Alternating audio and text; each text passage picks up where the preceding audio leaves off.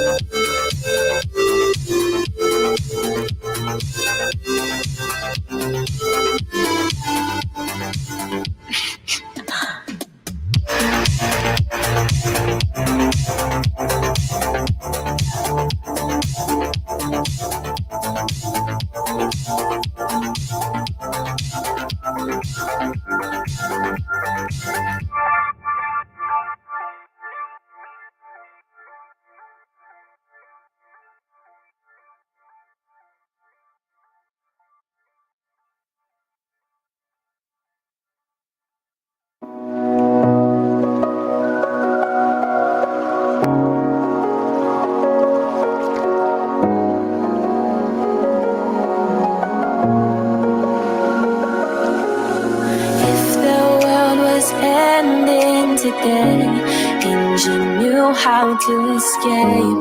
Would you bring me to your starship? Would you find a way to live? If I came knocking at your door on the last day on the earth, would you dare try to fix this, or would you just let me go? I know we can overcome it. Side by side we shine like diamonds. If stars and moons collide, love will save our lives.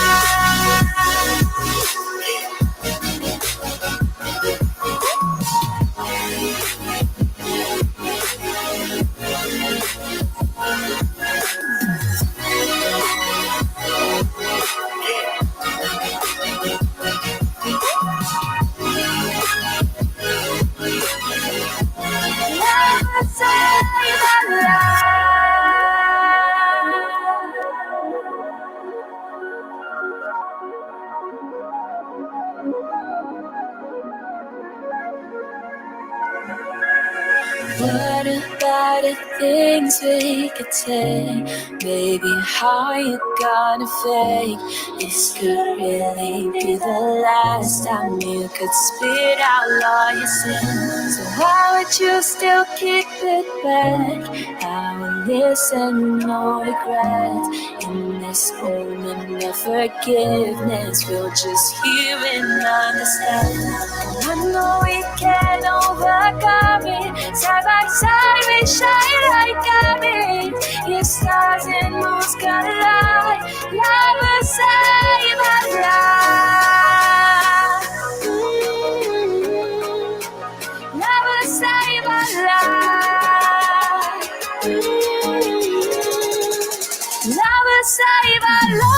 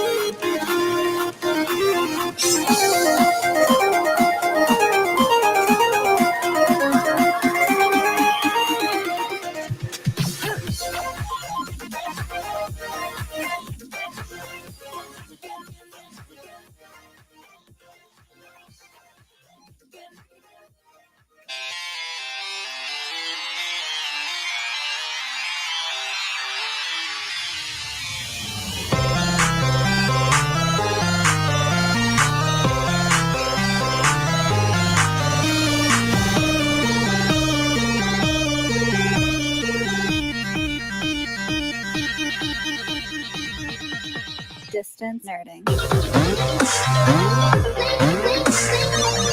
Welcome to Rancho Covidia!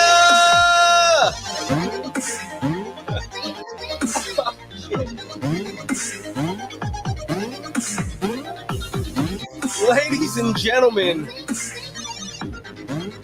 you are now watching the COVID edition of Distance Nerding, the build.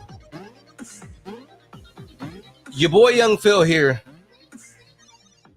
and Layaki, we both have checked into the Hotel Covidia. We have the corona. It only took us 2 years. We're tardy to the party. Was it Arby's? We have the meats, right? Yeah. Distance Nerding, we have COVID. However, the version of COVID that we have, 10 out of 10, we recommend. Yeah. Philippe's really been the only sick one.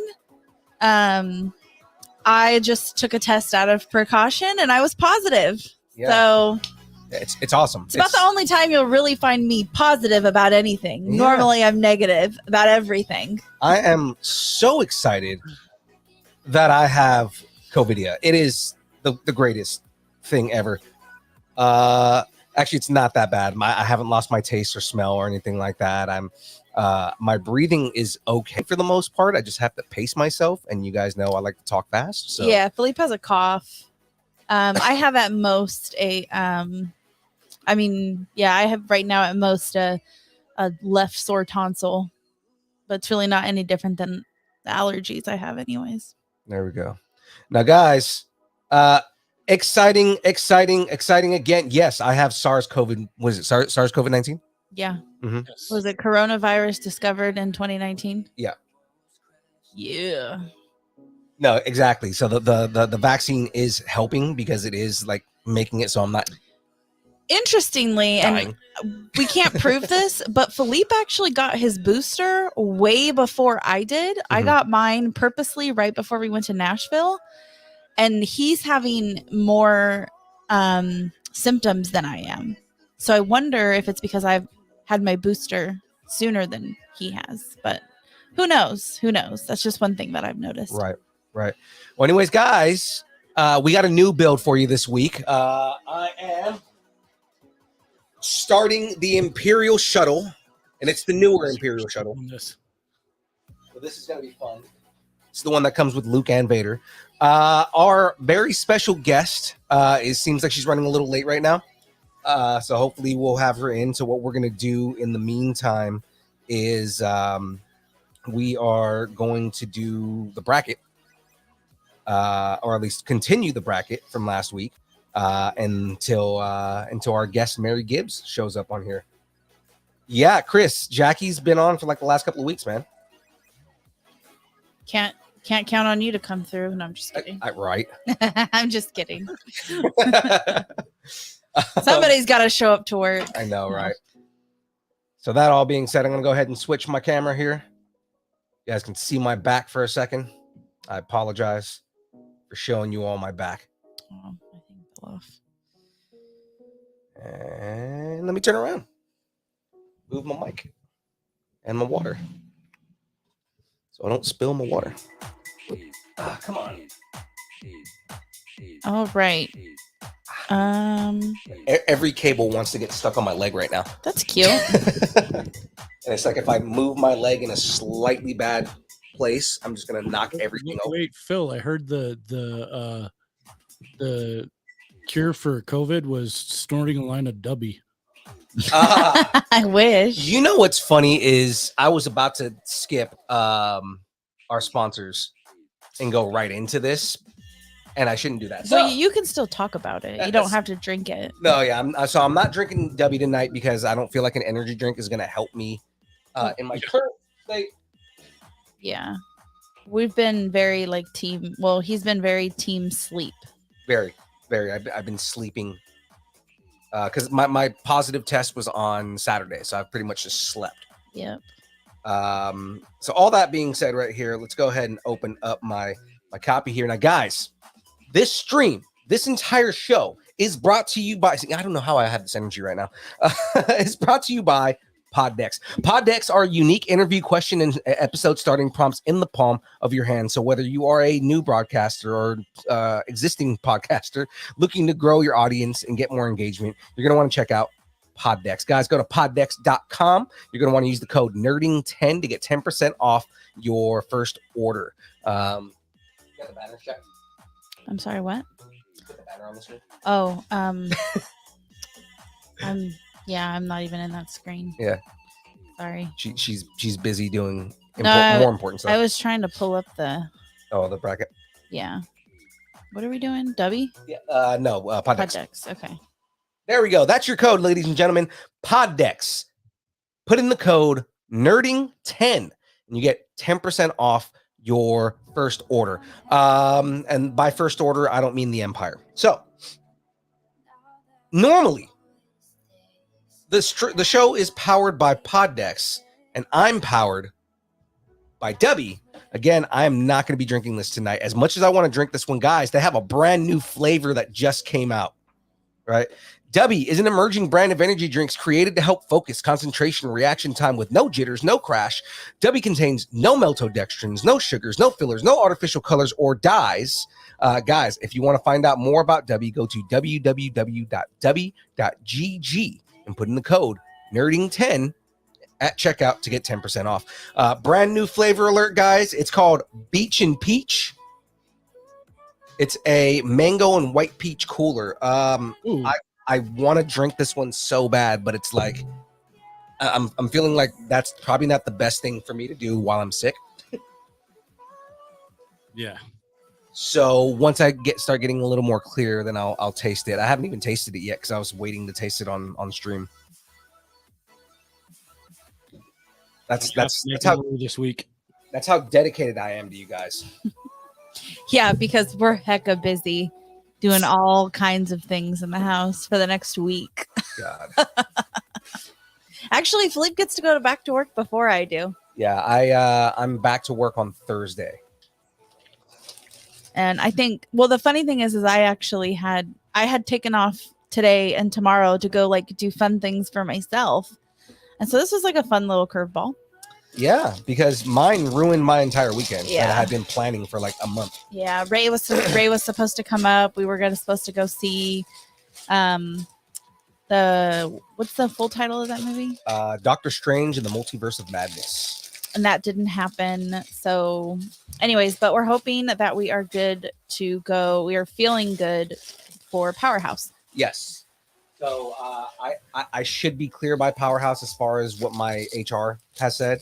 I mean, I'm already on the down turn. Even for CDC, he technically the day of Powerhouse doesn't have to wear a mask anymore, but he's probably still going to wear a mask. I'm going to, just because I'd rather not risk getting everybody sick. Yeah. The good thing is that we are going to be outside. Yeah. So it's, that's the advantage, is that we don't have to worry about, I don't have to worry about like being inside and getting a bunch of people sick. Our booth is going to be outside and everything. So Darren said he's going to go see the movie tomorrow. I'm probably going as soon as I'm feeling up to being able to go, and I'm going to be wearing a KN95. I'm probably going to wear an N95. Yeah, we have some. Mm-hmm. All right. Hey Squints, could you do me a favor? Sure. Can you just keep an eye and see if let me know if Mary pops in, because I don't always not pay attention. I don't know what the sounds are yet. Yep. I try to pay attention. I just don't always recognize. Okay, so we are just going to, while we're waiting for Mary, we're going to go ahead and just do a recap of last week's bracket. So we are going through the best Disney ride at night bracket. Last week we went over Jungle Cruise, Astro Blasters, Thunder Mountain Ass Railroad. I know, I'm so afraid I'm going to say that. Ass plasters. Thunder Mountain Railroad, Snow White, the Incredicoaster, Enchanted Tiki Room, Space Mountain, Mickey's Fun Wheel, Guardians of the Galaxy Mission Breakout, Grizzly River Run, Peter Pan's Flight, Mr. Toad, Alice in Wonderland, Toy Story Mania, and Splash Mountain, and Ariel's Undersea Adventure. My notebook is, I'm not missing. I just think it's somewhere else, but I can't remember what the final four came down to. But ultimately, Guardians of the Galaxy Mission Breakout did win that side of the bracket. Yay! This week, we are doing the right side of the bracket, which consists of the following. Okay. Where are we at? Oh, James is being a ham. Yeah. I mean, do we expect anything less from James? He's saying, "Hey, for distance nerding, I'm your HR." Yeah, I would have to agree that James is our HR. James is our HR. He did approve the sushi date. So. Okay, so we are gonna go ahead and go over the other side of the bracket. So some of the rides we can, so again, just to remind you guys that we're doing the best Disney rides at night. So when we talk about the rides, you want to think about like which ride is enhanced at night, which ride do you prefer to go on at night, and if you have any reasons or any explanations, feel free to put them in the chat. I always appreciate those details because I always have those similar kind of details, and I'm sure there's other people out there that would also enjoy them. So just to get started, we have, these are the ones that we have to look forward to, which are Pirates of the Caribbean, Roger Rabbit's Cartoon Spin, the Matterhorn, the Disneyland Railroad, Indiana Jones, Autotopia, Star Tours, Finding Nemo, Submarine Voyage, Haunted House, Astro Orbiter, Soarin' over California, Mad Tea Party. That's Soarin' over World now, right? Soarin' over. Just Soarin', I think it is. I think it's just Soarin'. Yeah, sorry. Yeah, Soarin'. I get. I'm a habitual person.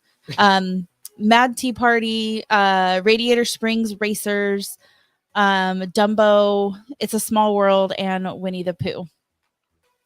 Oh bother! Oh god. Tyler's asking if your back hurts, and I don't know if that's like a funny question or. My back was hurting yesterday. But that's it's not hurting mostly today. because of the cough. Yeah. Yeah, and because he's been laying in bed. Yeah. Monsters Inc. is not on the list. I don't think they have a ride, do they? No, they do. It's in. They do, yeah. Yeah. Oh, that's right. I mean, we can sub out the Winnie the Pooh ride, because the Winnie the Pooh ride and the Monsters Inc. ride are basically the same. Yeah, it's the one in California Adventure, right? Yeah. Mhm. Yeah. So okay, let's sub that one out then. Okay. Oh. Wait. I didn't do it. No. I think I don't know. James is just being a He's being a weirdo. Doof. he's being a goof. All right, so first up we have Pirates of the Caribbean versus Roger Rabbit's Cartoon Spin. If you're not familiar, I don't want to say everybody must be familiar with Pirates of the Caribbean. However, you may not be familiar with Roger Rabbit's Cartoon Spin. It is located in Toontown, and it's a little bit of a, I think there's like a spinner in it. So it's kind of like Mad Tea Party meets Mr. Toad's kind of. And you're in like a taxi cab and you're going and you can like spin it, and nobody's ever allowed to spin it with me because I get motion sickness. You know, that's actually a really good comparison. Yeah. Yeah. So for me, let's see. I personally just want to get right into my reasoning for Pirates of the Caribbean is Because you're Team Johnny. and no. I mean, I'm Team Johnny 100%. It is no. So I really love that area at night, and like one of my favorite things is to stand in line in the dark in that part of the park. And then it's when you go on, like when you're I don't know, I just like that, like the dark, like it being at night, because I tend to like it being at night. I just like the night in general. And so I like standing in line and seeing all the lights and stuff. And then I also like that when you get done with the ride, it's almost like you're extending the ride. You're walking out, back out into the dark. So it's almost just like an extension of the ride. Okay, I see what you're saying. Yeah. Do you have a preference from one over the other, Squints? Yeah, I'm Pirates.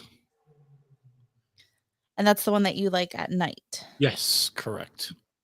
Philippe?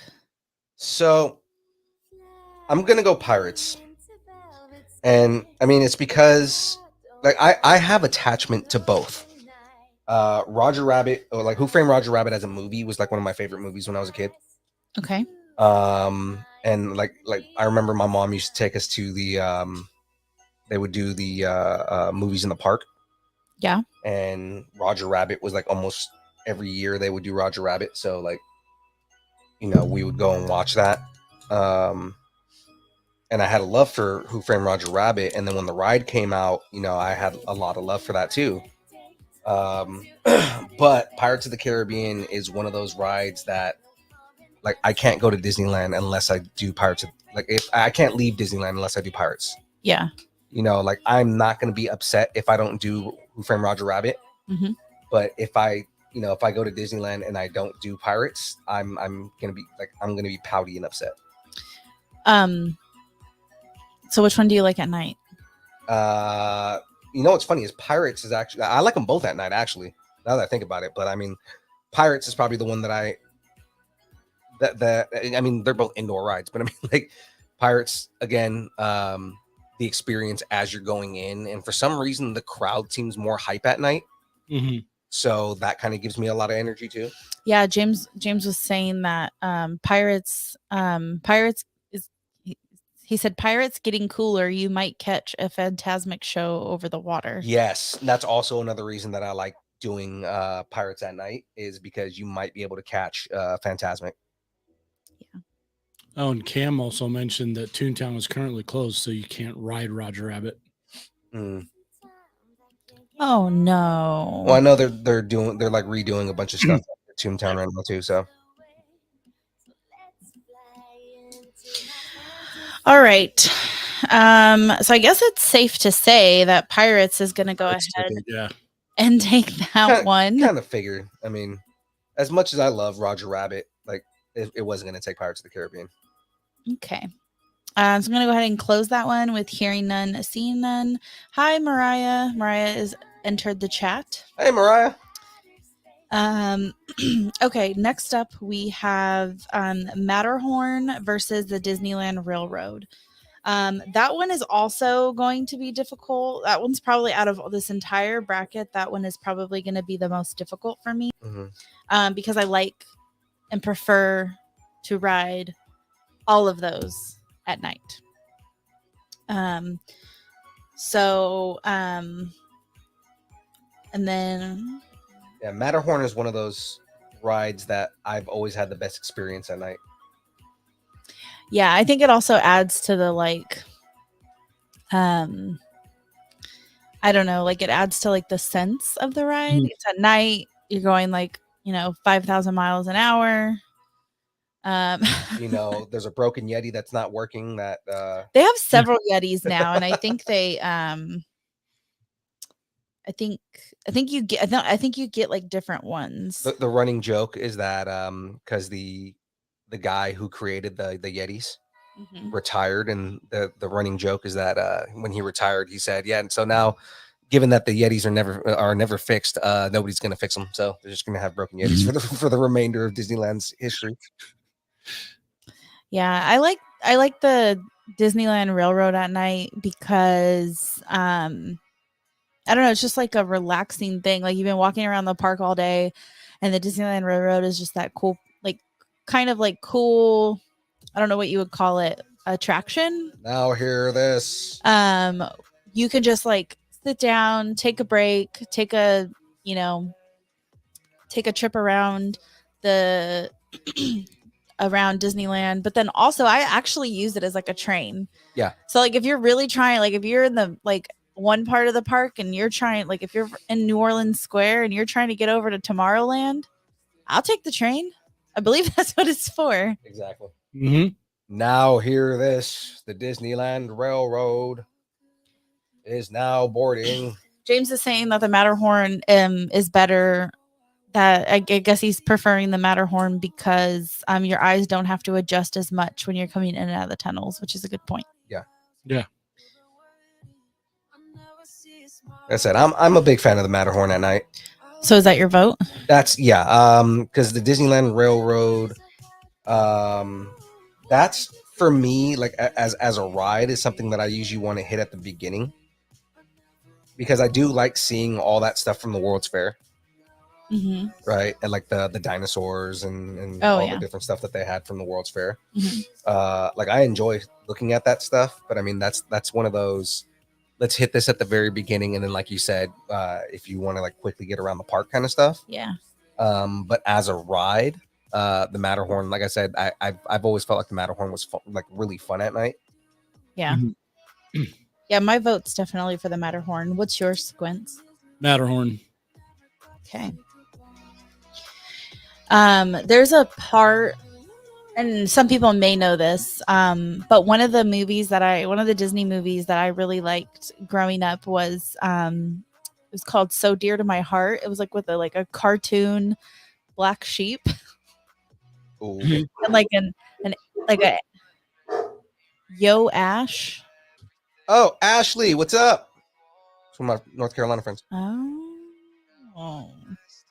But there's an old movie, Disney movie called So Dear to My Heart, and it's actually a lot older than what I thought it was.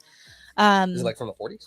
I think it was like in like 48 or something like that. Oh, wow. You got any messages? Nothing. Okay. Anyway, so it's behind the railroad, but between the railroad and the Haunted Mansion, there's like a not a post office, but there's a what do you call it? Like some sort of structure where there's like not the Morse code, but like the not ticker tape, but it's like making the like the Western Union office. That's what it is. That was from So Dear to My Heart. And then I guess that's like, it's also like right by like the Disney like pet cemetery thing. It's not a real cemetery, but it's like a part of like the Haunted Mansion. Yeah. Okay. But it's from that movie So Dear to My Heart. Look at you pulling out like the The obscure ones. Yeah. That movie used to make me cry because the grandma was like so mean and then she got all soft at the end of the movie. I guess I wish my grandpa was like that. Telegraph, yes. Yes. That's what it's called. Very nice. All right. So again, we're doing best Disney ride bracket at night. We just did Pirates of the Caribbean and Roger Rabbit's Spin. Pirates won that one. Now we're doing Matterhorn versus the just Disneyland Railroad that goes around the park. Do you have a preference or anything you'd like to share, Squints? No. I was surprised that I know it's kind of not really a ride, but the People Mover. Mm-hmm. The one, the sky was it the Sky Buckets? No. The People Mover, the train. It's in Tomorrowland. Yeah. So you know the building that like now it's like the Star Wars, like they have like the Star Wars memorabilia stuff in there. That used to be the People Mover used to be in there. That was another thing from the World's Fair. Oh. And it was basically like it was almost like a ground escalator that just moved people around the room. Okay. Right. So it was like the concept of an escalator, but it just moved everyone. Oh, so like the things at the airport? Yeah. Oh, okay. But it was like a big one. And it like brought you around. The idea was it showed you like the home of tomorrow and all that kind of stuff. That was an exhibit at Disneyland up until recently. Oh. Mm-hmm. Have you seen that before in real life? I didn't actually see it. I've seen it in like video and stuff like that, but I've actually never seen it in person. Sorry, I was asking Greg. Oh, sorry. Yeah, I have actually seen it. What did you like about it? Just it's kind of the nostalgia of Disney for me.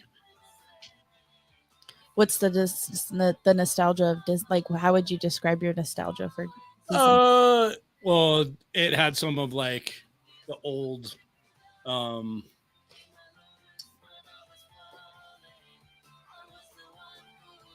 you'd go around and it'd show some of the old artwork.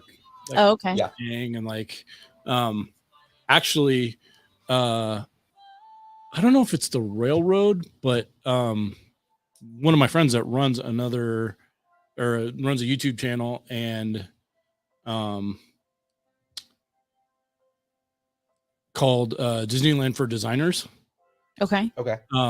Is actually has the Guinness Book of World Records record for riding around the park the most times on the, I believe it's the railroad. I'm not sure. I mean, yeah, that seems to make sense. So they have the Guinness World Book of Records of going around the park. Mm-hmm. That's sweet. I forget how many times in a day it is, but A lot. Yeah, it was a crazy amount of times. Well, then they also have like the train that was just for his wife. Is it Lily Bell? Yes. Bell? That's the one that used to be at their house, right? Yeah. Oh, was it? Yeah. Walt had a train built at their home. I knew that part. And the Lily Bell is supposed to be the train that was at their home. But it's not the actual like caboose car that's there because it's big. He had like a miniature one at their house. Yeah. Okay. Yeah, I wasn't sure if I was getting that name right because my great grandmother's name was Leah Bell. So I was afraid that I was like merging worlds. The two together. Like my grandmother was Disney, okay? Nah. All right, so I'm gonna go ahead and call that one with the Matterhorn beating Disneyland Railroad. I'm kind of sad, not sad. I'm glad Matterhorn won. I'm just sad that those two went up against each other so soon in the game. Yeah. We tend to run into a lot of those. Yeah. So next up we have Indiana Jones and Autotopia. Indiana Jones and Autotopia.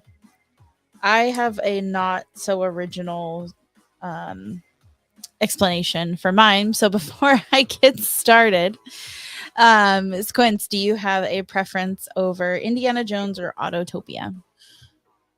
Once again, it's another. They're both, or well, no. Indy's indoors. Yeah. So I mean, there's not really nighttime. It's not really a big thing.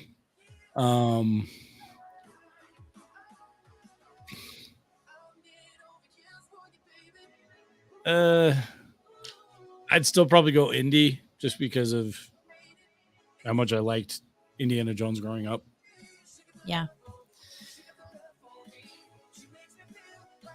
Philippe, do you have a preference? 5-year-old me would have said Autotopia Mm-hmm. because that was like one of my favorites when I was a kid. Yeah. Adult me is all about Indiana Jones. So Indiana Jones. What makes it great? What makes it awesome for you at night? Autotopia. Part of it is also now. I mean, I think it would be a cool experience if I could fit in one of those cars. You can fit into them. I'm pretty sure I can't fit in those cars. No, anymore. I'm pretty sure you can. Well, I haven't in years, but it's like everything changed with Autotopia once I started driving. Oh, yeah. And the experience, like go-karts became a whole different monster. Like, I'd rather go to Malibu at that point. But Indiana Jones, again, the part of the experience with Indiana Jones is the line.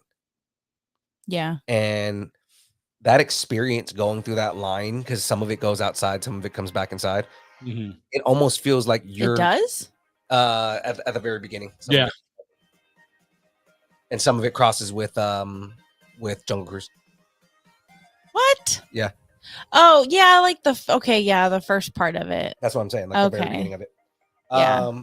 So it's like with Indiana Jones, it almost went at night, and I think it's also part of like your circadian rhythms that are playing into this too.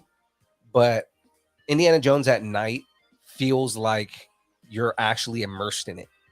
Like that temple seems like it's something that was going on at night. So the ride seems like it makes more sense at night. Yeah. Darren shared that that I'm assuming, yeah, because that he's choosing Indiana Jones because he likes the movie and Harrison Ford is awesome. Boba Fett. And then Mariah is also going Indiana Jones. I would have hit the Wilhelm, but I'm not in control of the board. It's not working. Because I tried to hit sad trombone earlier and I didn't do anything. Oh. Okay. Okay. It's because the volume was down. I can do when I was little, when I was small, only two things I wanted in life was to drive and to get braces. That's all I wanted. That was everything. I thought about it, from like braces on my teeth because my teeth were funky. And it was, yeah. So that's all she's so pretty. Look at her. That's all I wanted was braces and to learn to drive. And those were the two things that I was obsessed with. So when my mom cashed in like her life savings, and took me to Disneyland for the first time when I was like 4 years old. I was so excited about Autotopia, and there's like these stinking stupid cute pictures of me behind the wheel. I was like living my life stream. 4 years old, sell my clothes, I'm going to heaven, I'm driving the car. And it was like my favorite thing. Like I was so happy. And I went on it as an adult, and it was obviously as an adult, like I drive a real car, and it wasn't as exciting. And I've actually never been on it at night, so there's that part. And my reasoning for Indiana Jones is similar to my one for Pirates of the Caribbean. It just kind of like carries on the ride. And that part, all the parts of Disneyland look cool at night, and they're like lit up and stuff like that. But I remember we went the second or third time I went. No, I think it was the second time I went to Disneyland. Indiana Jones had just opened, And so the line, this was like before fast passes and all that kind of stuff. And I went with my sisters and we went on that ride. I can't even tell you how many times we went on that ride. And when I went, you know how in Indiana Jones, if you remember, like the front seat has the steering wheel. Mhm. And Yeah, that's the one that's the seat that I wanted. I wanted the one with the steering wheel because again, I wanted to drive it. Yeah. What's funny is I was going to bring that up. I was going to say, like, since your whole thing was driving, like, did you ever like feel like you were driving when you sat in that front seat? I was always trying. I don't want to say like I was always trying to get that seat, but when we were in line, like I was always hoping to get that seat. Because that was always the seat I wanted too. Yeah. And I just remember like the gold stuff like on the walls, like I don't know, I just remember really liking that. And you really felt like you were like in a cave, like the detail to that. Right. I mean, it still feels the same now when we go there. I literally feel like I'm like 6-7 years old again and I'm experiencing it for the first time. That's one of those rides where like it's no matter what, it's fun, even though it breaks down all the freaking time. Yeah. You know, it is always a good time riding that ride. Yeah.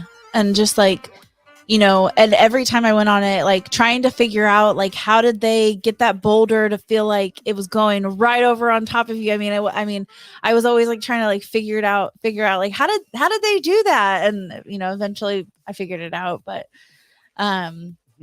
yeah, it's just like so cool. And then like that part where you when you first like like when you get on the ride and then you go to like those 3 doors and you're like, oh, which door is it going to be? And then you go through the door and then it's like all those like pyrotechnics. And when you're a little kid, it seems, you know, so much bigger.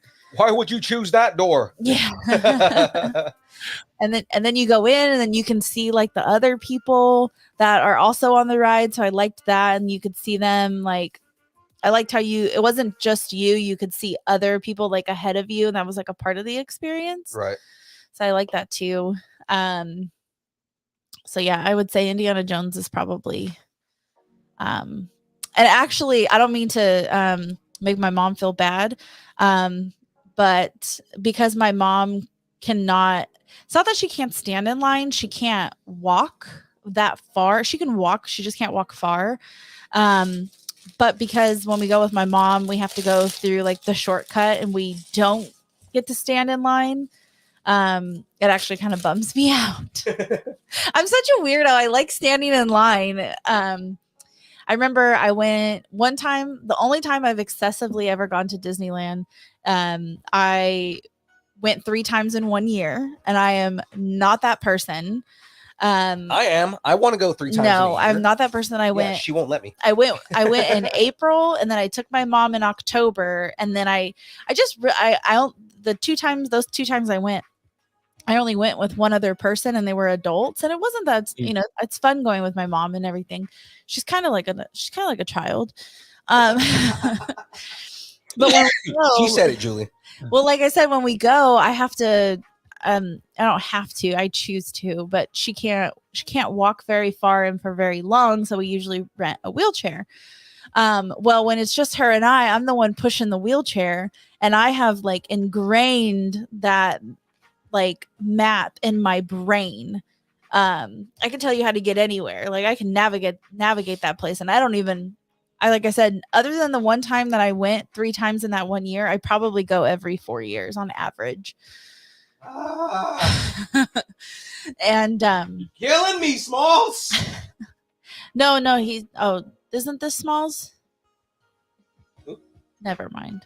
Well, that's Isn't Squints. Squints Smalls? But isn't that who he's calling? That's who he's saying he's killing him. Not Squints. It was Ham that said that.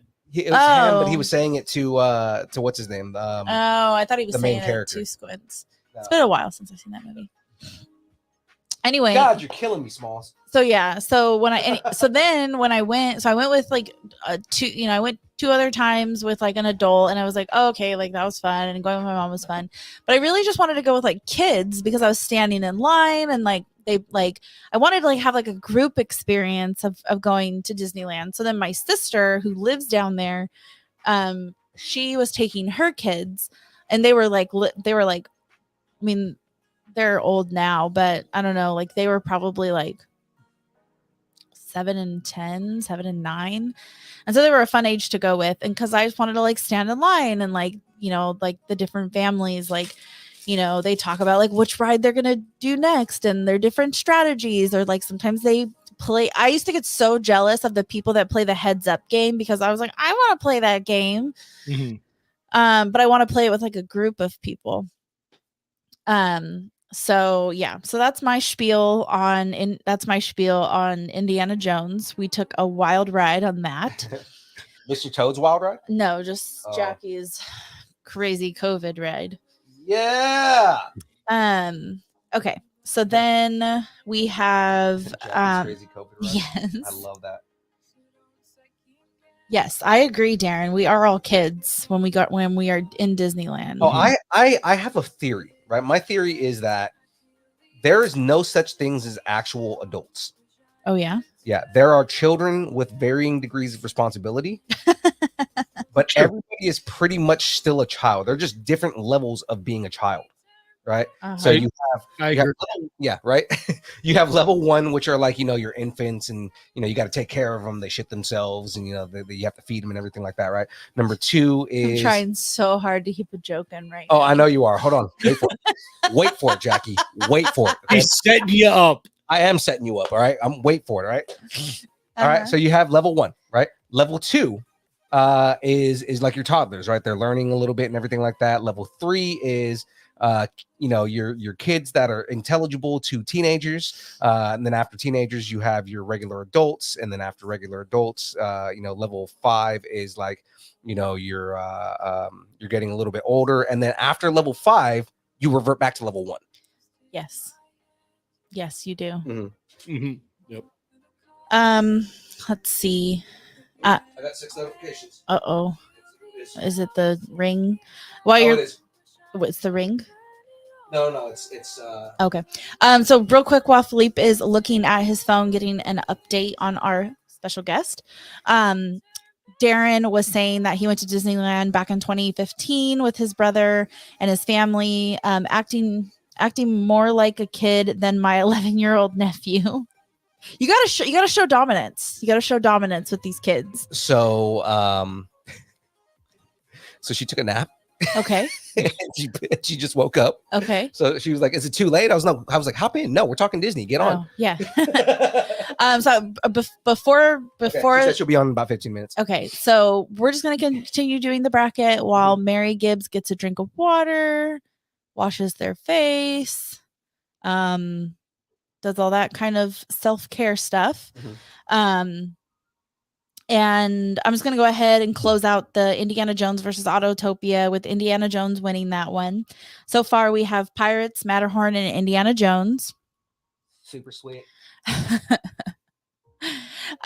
Darren, I'm actually interested what was your experience when you went with like your family? Like what kind of things do you guys do? Like traditions, like for instance, like when I go and I'm the person running the show, because I'm not always the person running the show when we go. If it's me running the show, I mean, she runs the show when I go, so well, yes, somebody has to make decisions. somebody has to keep like rein me in. My first ride, no matter if we're going at night or day, is Jungle Cruise. Like that's always the first ride that I want to go on, and I would say most of the time it is the ride that we go on, right, Philippe? It is, which again, I don't mind that at all. It's one of those rides that's one of those rides that I can ride multiple times because it doesn't get old to me. Yeah. You spent a whole week in Disneyland or Disney World, Darren? Because Philippe and I have never been to Disney World. We're gonna go Eventually. We're gonna go eventually. I wanted to go for our honeymoon, and she was like, "Yeah, no." been to both, but it's been probably since I've been to Disneyland. It's probably been let's see, like 10 years. Oh, okay. So, and Tamara hasn't been out there, so She's been to Disneyland? No, this is the first furthest. Has she seen the ocean before? Yeah. Oh, okay. Thank God. I was worried. She's been to Disney World. Oh, okay. To Disneyland. I have my supervisor at work. She's from Michigan. And anytime we had like a Disney day the other day, and like anytime anybody brings up Disneyland, she's like, or no, I guess not anytime people bring up Disneyland, or well, yeah, she does. She goes, we'll say Disney, and then she'll say Disney World because that's the real Disney. And I'm like, no. Anyway, I was like, get out of here. And she just likes to like mess with us, but she's been to like Disney World, like, I don't know, like 19 times or something like that. No. Some obnoxious amount. Sorry, Disneyland opened first. Yes. Yeah. However, I am curious about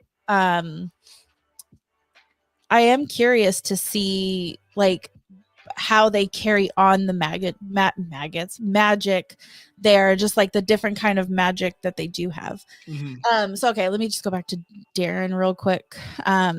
Let's see, they spent a whole week at Disneyland and to Universal Studios. Too many rides at Disneyland, not enough time, too many people waiting in line for rides. Yeah. There are like a lot of like those like individual like rides, and it's like some rides you just want to go on just for like the, I don't know, check it off your list or to be nostalgic or whatever. However, like I said, I don't go to Disneyland very often, but I was pretty savvy with the Fast Pass system, both the mobile one and the like ticketed one. Okay, but I was pretty savvy with it. My question is, have you found all the hidden Mickeys? No, because I don't know how to look for them. Was it Alec and Bridget? Yeah, Alex said he knows where like almost all of them. Yeah, he says he knows. I know where most of them are. See, I was telling them next time we go to Disneyland, that's going to be our next thing that we need to find is find the hidden Mickeys. Yeah, because I have to admit I didn't know that they were like hidden in like the hardware. Yeah. I didn't know that. I think that adds another layer to the Disney experience. Yeah. Yeah. Darren is talking about how the food is like overpriced and that kind of stuff. So I think, unless it's different now, but up until the last time we went, you could actually bring your own food to Disneyland. So Philippe, him and this is where I wouldn't say we fight, but this is like one of the things that we clash on. We disagree on this. Philippe thinks that like when you go to Disneyland, you have to eat every meal in the park. And I'm like, hell no. Like I try to stay at a hotel that has like free breakfast, and then I buy like the biggest breakfast that I can get. Yeah. And then I eat half of it, and then I go back to the room like for like lunch, and I eat my lunch, because I would much rather spend my money on the good snacks. It's not so much that I believe that you have to eat every meal in the park. I believe that part of the experience is getting that Disney food. Sure. And that's like for me, it's an experience thing. Well, and that's what Philippe is like a 12-year-old that you have to like not negotiate with, but you have to, I don't know, like distract. So the last time we went, because he wants to buy everything.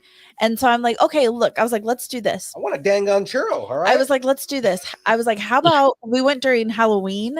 And so I was like, well, how about let's do this? Let's make a list of all the Halloween snacks that we're going to get. And then I said, then we'll do like one meal in the park, like every day. And different times of the year, they have different like themed snacks too. Like, yeah.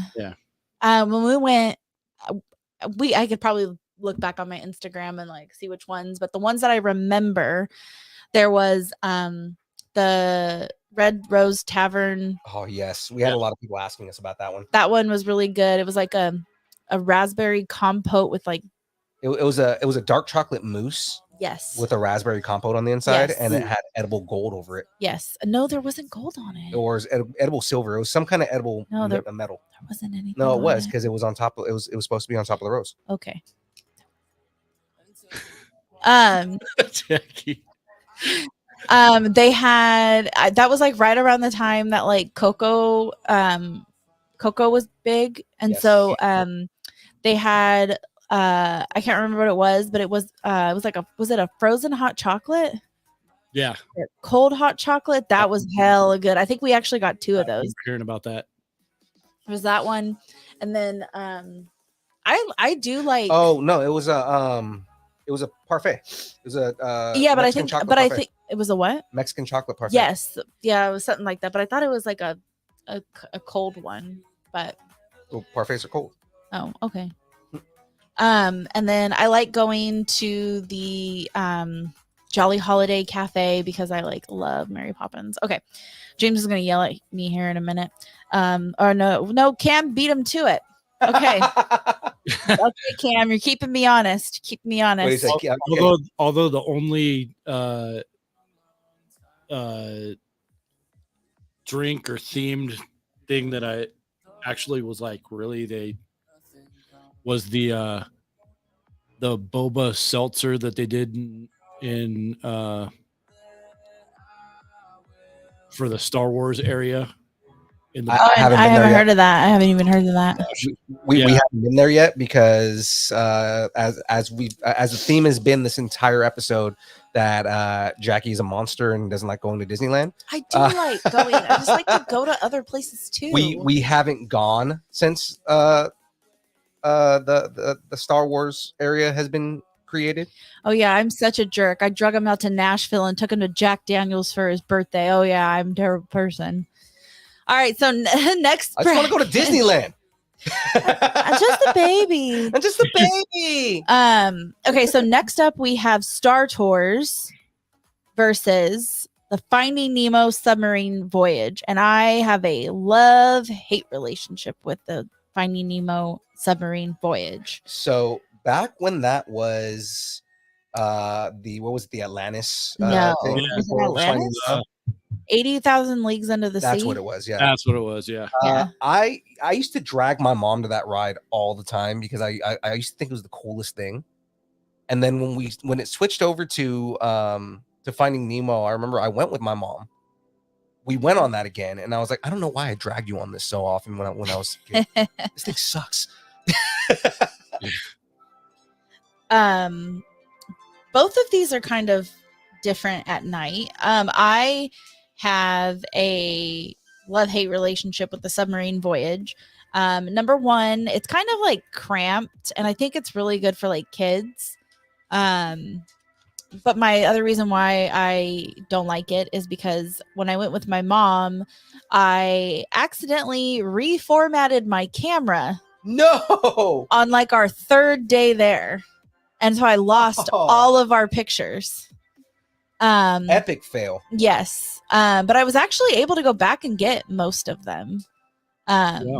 Yeah. So like I just have like a sinking feeling about that ride. But it always looks cool like when you see it from like up above and stuff. Mm-hmm. And then I would say Star Tours, not necessarily like I don't necessarily have to do that one at night.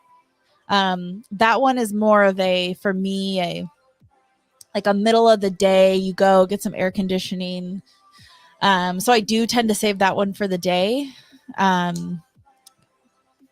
do you have, which one would you pick, Greg? I don't really like. I'm not really a big fan of either of them. Oh, you're not a big. You don't. What don't you like about Star Tours? For that, I get motion sick. Oh, okay. Okay. So I was about to be offended, but that's a legitimate reason right there. Yeah. So, either of them, I'm just like, nah, but probably Star Tours just because of the theme of it. I don't like the sub at all. Darren was talking about the I guess he got some photos taken with Transformers. I guess that's Universal though. Yes. Yeah. That's Universal Studios. Oh, that's cool.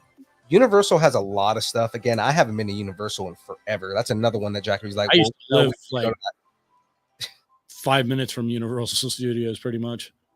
I used to live used to live like right over by is it Universal City? Universal City Walk, yeah. Yeah.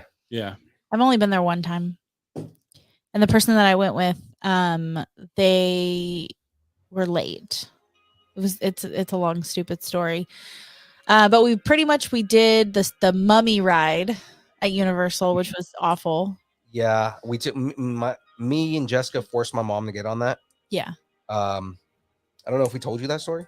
No, I think you did. Yeah, she cried. However, the mummy ride it was like literally 2 seconds. Because it was a roller coaster going backwards. Oh, It made her cry. But the freaking so now we're like we're switching over from Disneyland to Universal. So I'm gonna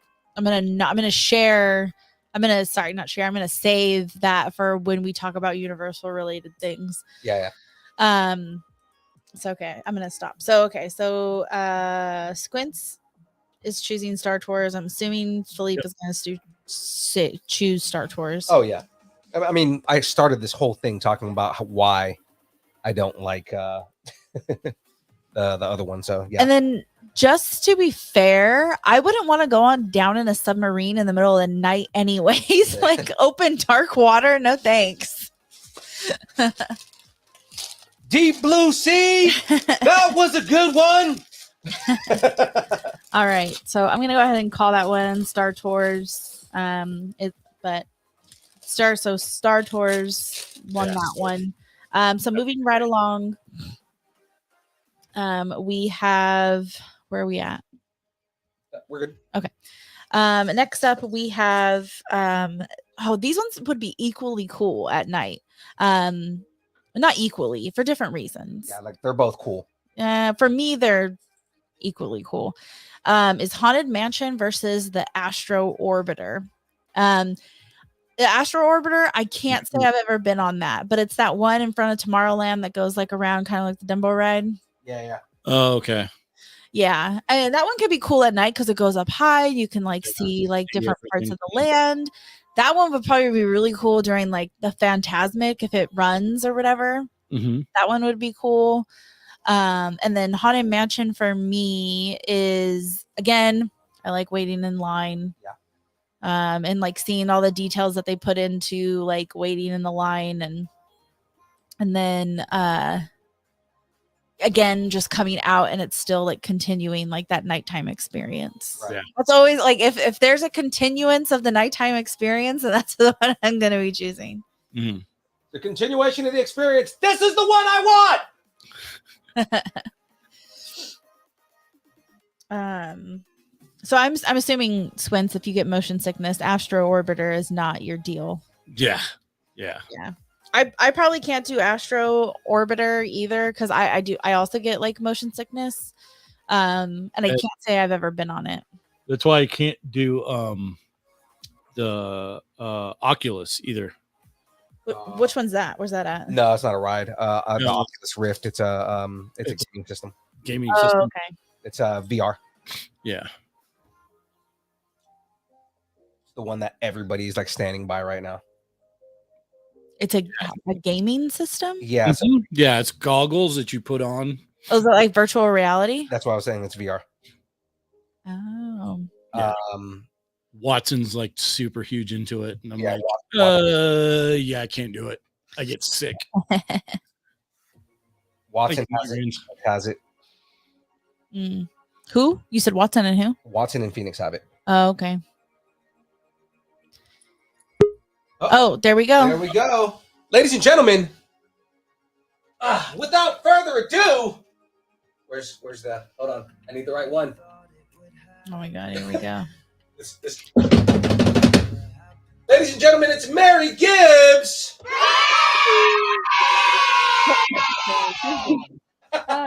Hello, I'm so sorry. I'm late. Only an hour late now.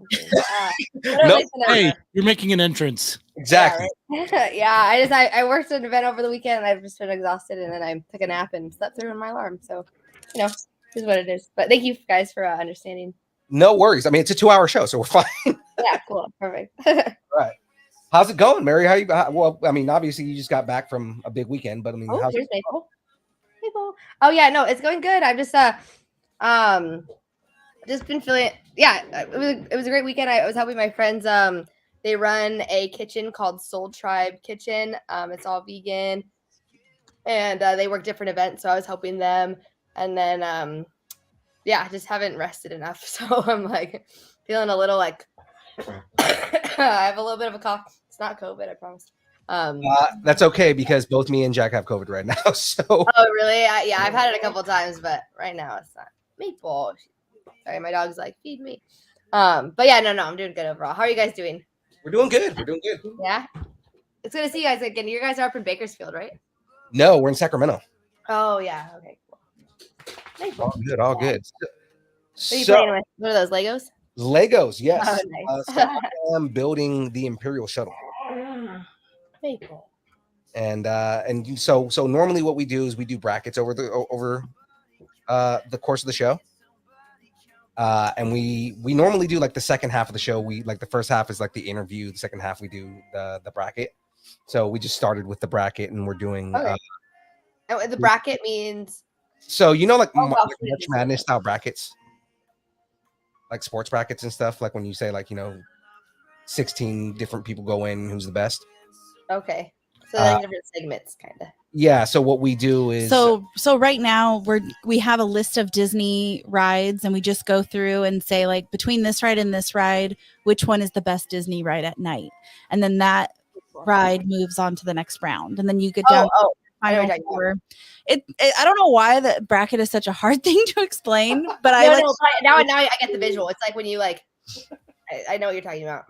Right. They did that once. I saw one bracket and it was like best Pixar movie, and I think Monsters Inc. won. So I was like, okay, cool. Nice. Actually, we changed one of the rides on here specifically so that so it was themed when you came on. Wait, say it again. We did end up changing one of the rides that was on the bracket. Okay. So that the Monsters Inc. one was on there. Oh, smart.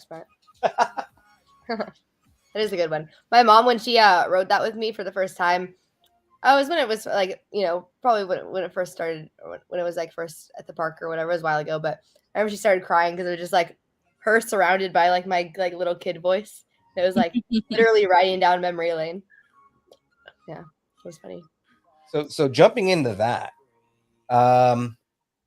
so Mary, tell us about how everything started as far as becoming a 3-year-old voice actor on a Pixar. Open door for my dog. 2 seconds.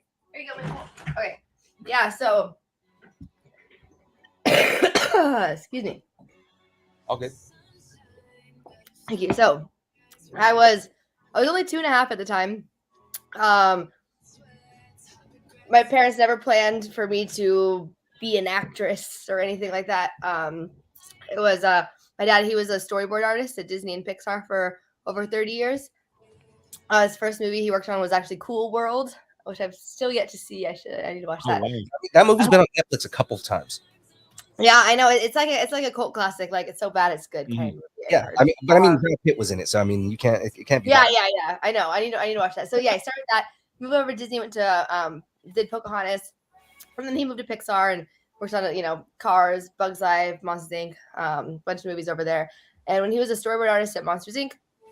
And so for people listening who don't know, storyboard artist is in the pretty rough stages of the movie, or early stages rather. So like the script is written, and the storyboard artists come in and they literally draw out thousands and thousands of storyboards. And you could actually go on YouTube and if you Google or YouTube, whatever, search Monsters Inc. storyboards back to back with the movie, you can actually see my dad's storyboards back to back with the movie, so you can actually kind of see like a little bit more of what a storyboard artist does. Yo.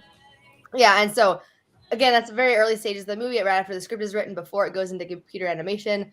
And so originally they just needed a little girl to draw and to sketch to get like the normal like little kid movements. Boo was actually originally going to be a 12-year-old girl. And then, my dad was like, well, I have a 3-year-old. We could kind of bring her in and see how, like, just to sketch a small body, I don't know. Mm-hmm. And when I was brought in, I kind of realized that Boo should actually be a younger girl, because like a 12-year-old, she's too aware and she'd probably be too freaked out in Monster World, whereas a 3-year-old is a little just more curious. Right. And so yeah, they just ended up. It just started as me being brought in as like a model, just to sketch as I played around the studio.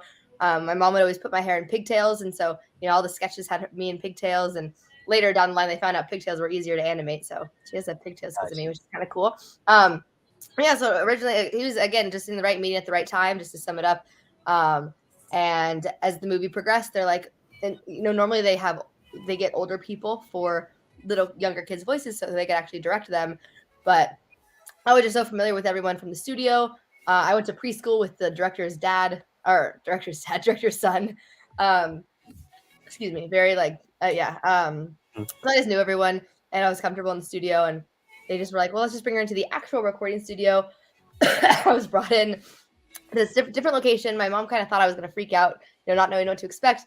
We walk in, and there's like a crew of like 30 people, and my mom's like, is this all for my daughter? And apparently I just walked in like I owned the place. And yeah, they had just ended up following me around with a microphone for a year of my life. And yeah, so just very like happen chance. I just kind of fell into it.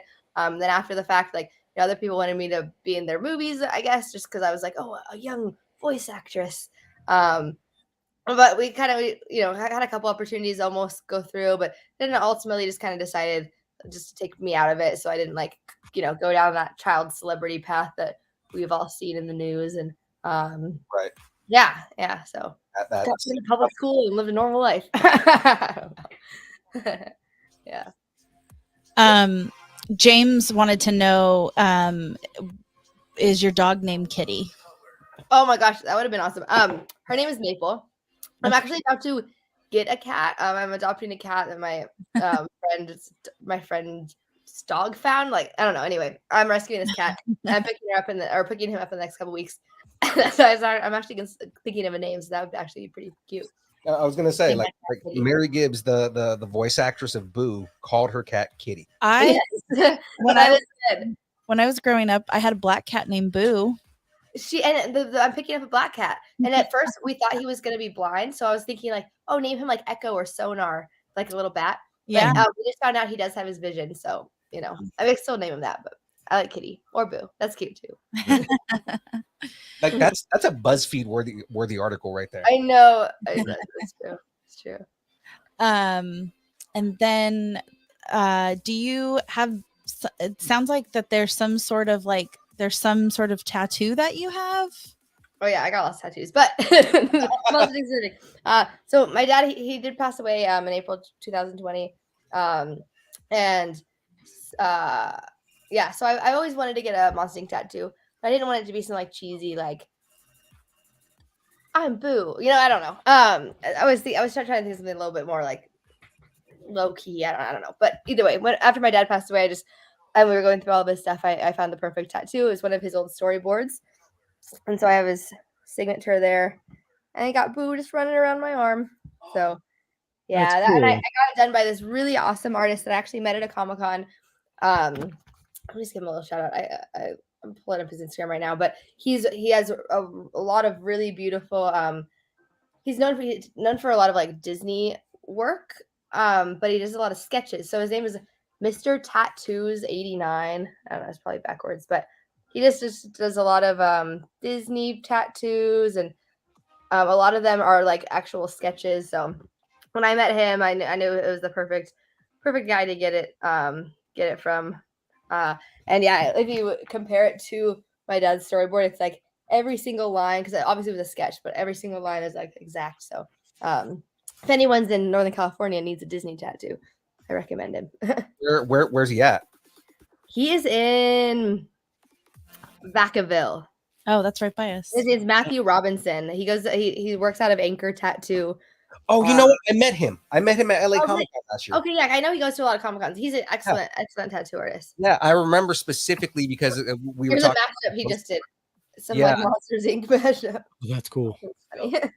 No, yeah, because I remember specifically talking to him, and because he follows us on Instagram, and we were just we gotta go link up, and we have to just talk. And we saw a bunch of his work. He does a lot of Disney mashups that are really cool. Yeah, he has a lot of Disney mashups. He does a lot of like sketch work.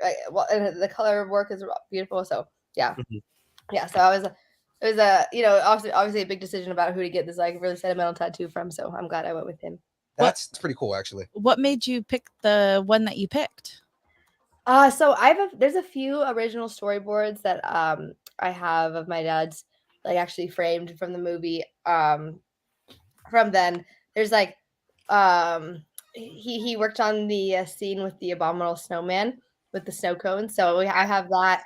I have like the end scene of like Mike Wazowski with trying to, or not trying, but like being a comedian with the microphone, and he like throws it up and swallows it. So I have those. I have a couple of his storyboards from Cars, but this was the only like original picture that I found framed of Boo. So yeah, and she just kind of looks like, she's kind of like running away. Like, I don't know. When I saw it, it was just kind of like, that's good, that's perfect. I love it. That's super cool. Yeah. I love the story behind that. Mhm. Yeah, thank you. Oh my goodness. Excuse me. Yeah, Philippe can empathize with you on that. He's had I know I should have made some tea, not bubbly water, but yeah, he's had that the last couple of days. Yeah, I've had a pretty terrible cough for the last couple of days. Since you about COVID, my mom had it like kind of recently, and she got it really bad. And I know people, I've gotten it and didn't have it very bad. So it's just, what's scary is like the whole like wide range of symptoms. Like, you never know if you're gonna be really bad, okay, or really good. I don't know. Yeah, I got lucky. I have really, really light symptoms. So yeah, that's good. So when you had this, so have you had any other roles from aside from Boo?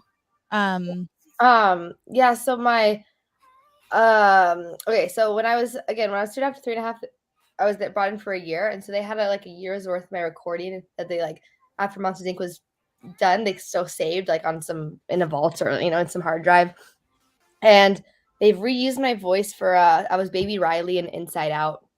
Okay. And a couple other random like babies throughout Disney, but now is actually my first time in the recording studio since I was 3. And at one of my Comic Cons a few years ago, I met C. Andrew Nelson and Jerry. His last name starts with an L. I don't want to get it wrong, but Jerry L. and C. Andrew Nelson. Let's stick with that. And Andrew Nelson, he was one of the Darth Vaders. So he wore the costume in 2 of the movies. Does a bunch of voices for Darth Vader in the video games. And Jerry, he runs Theme Parkology, so he goes to a lot of cons also, and he makes a lot of videos on the actual rides in the theme park, and like the making of them and everything. And so I met them. They were working producing and directing a audio show called Heroes of Extinction, and it's about a superhero that as he gets older, he's losing his powers and he's looking for a second in line, essentially, to kind of take on the legacy.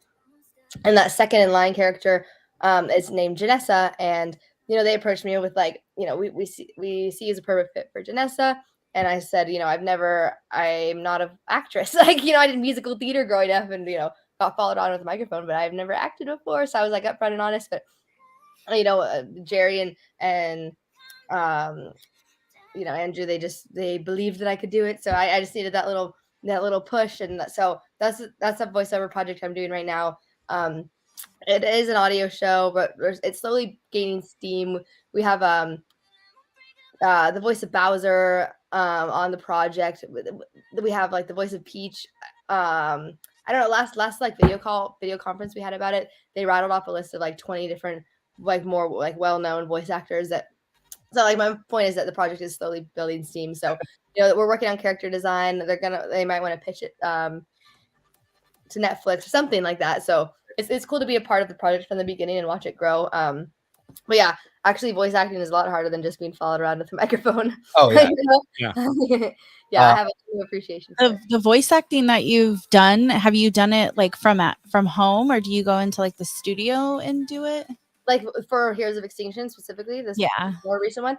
Yeah, so I've for the first couple episodes, I went up to my friend in LA. He actually owns the studios that belong to the voice of Disneyland and the voice of California Adventure. So like when you're walking around and you hear like, now hear this. Oh, man.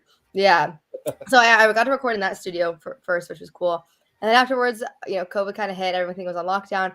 I tried to record out of my house, And so I had like my roommate at the time was a DJ, and so he had like a little microphone set up in the garage. So I recorded there, but then found out that the sound quality was just not up to par with everything else. And so actually I'm going to go up to Northern California again soon to meet with Jerry and Andrew and actually record in the studio. So a little bit of both, but the home studio thing did not work out very well.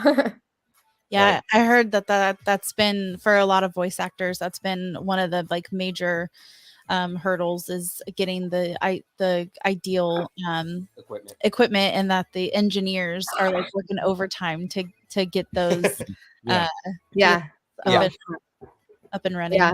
But I'm just, you know, even when I was at home, I would be video chatting with Andrew, and it's great to have Jerry's a producer technically, and Andrew's the director, and to have Andrew direct me, I mean, that makes all the difference. Like I you know, I get in my head, I overthink, I'm like, you know, but Andrew's really good about like really putting me into the scene, and like if I have to be mad, he's like, okay, you're mad at this person for this, and like, you know, it's okay if I have to say something 50 times. Like just his patience and direction is definitely helping me out a lot. So but I get to work with him in person. I think in the studio in Northern California. So but yeah.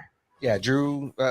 Everything that I've heard about him in the studio is that he's a great director. So Yeah, and a good guy. Him and Jerry both. They're super supportive, and like they understand I have a busy schedule. So if I show up an hour late, I try not to. yeah, no, we would consider Drew a friend of the show. So Yeah, nice. he's been on the show like 3 times.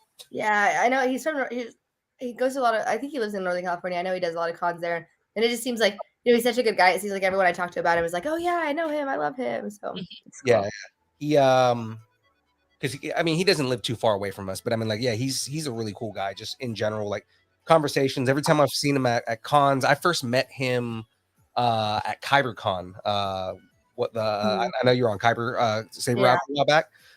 Their Oh, first they have their own con. I didn't know that. yeah, they do their own con, and I met Drew at their first con, and I interviewed him at that con.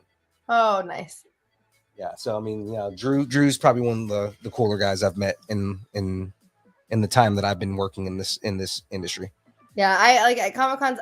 I'm slowly getting up to speed with like pop culture. Like I've been in a movie, but I haven't seen a lot of movies, and so like a lot of times I don't recognize actors that are there. But the reason I like originally connected with Andrew and like geeked out over him was not. I mean, yes, the fact that he's one of the Darth Vaders is awesome. But I love visual effects and like animation and like stuff like that. And he works on the visual effects and stuff with Star Wars, and so I geeked over. I talked to him about that. And that's like how we initially connected. But yeah, he's just a cool guy overall for sure. So what are some other things that you nerd out on these days that you could share with us? I nerd out on a lot. My favorite thing to nerd out on is anatomy, honestly. So like I got I had scoliosis and I got a 10 vertebrae spinal fusion in 2012. And even before that, but really after that, I got really into studying just like how the body works, you know, kinesiology, like the movement of the body. I started going to college at CU Boulder, where I was taking pre-med. I thought I wanted to take that path, but either way, I got to take an anatomy course and work with a cadaver, which, you know, sounds a little creepy to most people, but like I just getting like diving into the body I loved. And after my surgery, I got really into yoga. I didn't go to physical therapy. I just, you know, kind of did yoga and like stretched on my own. And honestly, like 6 months later, when I saw my surgeon, he was blown away. And so I got really into not just studying the body, but also like healing the body. And with yoga was, you know, I started teaching yoga, taught that for about 4 years. And in my yoga class, I realized I really loved like physical touch, in the sense of like, you know, I would give people massage during savasana at the end, or so actually now I'm halfway through with my massage therapy program. So all in all, I love learning about I geek out about science in general. I love like, I don't know, I just love science. And yoga, natural healing, holistic healing. I love learning about herbs, herbalism. I make like hair oils and tinctures and stuff. I'm kind of working right now on a website to kind of host everything that I just make a lot of random stuff. Like I love art too. I geek out over art, but I'll kind of like dip my toes in different areas. I call myself a jack of all trades, master of none, you know? So like I'll crochet here and there. I'll paint here and there, you know. So I definitely I'm kind of channeling my dad more recently and like drawing more. But yeah. So just to touch on the art thing, I there's different, I can appreciate all art. I am trying to, in the moment, I'm trying to come up with like a collaborative art project for Philippe and I to have like at our wedding. Ooh, what's that? That is, well, we're getting married in August. Oh, nice. But I want to have something more than just We're like getting married in August, and guess who's marrying us? Oh, Who? I thought you were purposely like avoiding that. No, see Andrew Nelson. See, yeah. Oh, really? He's an ordained minister. Yeah, he told me he was. I hope he is. That's so cool. Oh, I love that. But yeah, so I'm trying to. I mean, we could have just like a a guest book like everybody has, but we had actually today some people in the distance nerding boardroom were making fun of our walls at home because we don't have anything up on the wall. We have a lot of stuff in the office, but in the rest of the house, it's very like we don't have a lot of stuff up. Mm-hmm. So I have been trying to come up with like a collaborative art in lieu of a guest book. So if you have any ideas, I'll think of something. I'm sure between you guys, me and Andrew, I'm sure we could devise. Yeah, I know, right? Yeah. Cool. I love that idea though. That's smart. Yeah. So and that just, I mean, it'll mean a lot more because then people instead of it just being like a signature, it's. Oh yeah, I remember like I forget, maybe it was my dad's birthday or maybe it was I think he probably did this for a couple of things because my dad, obviously was an artist. So I think for my dad's birthday they had something. Then I remember like some 50th anniversary, maybe my grandparents, I forget, but they kind of all my dad's friends are artists. So at parties they always had some sort of like book or frame or something that everyone would sketch on, and by the end they just had like this big art piece that they gotta keep it in. So yeah, no, I love that idea. That's kind of what I was thinking. It's hard for me to come up with those kinds of things. No, definitely. If you are able to come up with those things, then that's just like to me that's just like amazing, just like in general. Because I'm so like cookie cutter. I'm like, oh, let me go online and look for something. I can't like. That's where it starts. Like what Picasso said, great artists steal or something like that. I don't know. You always have to get inspiration from something. I'm always on Pinterest. You ain't cheating. You ain't trying. Yeah, exactly. That too. Okay. And then let's see. So, Philippe, did you have anything to follow up on that? I did have something, and I'm trying to remember it now.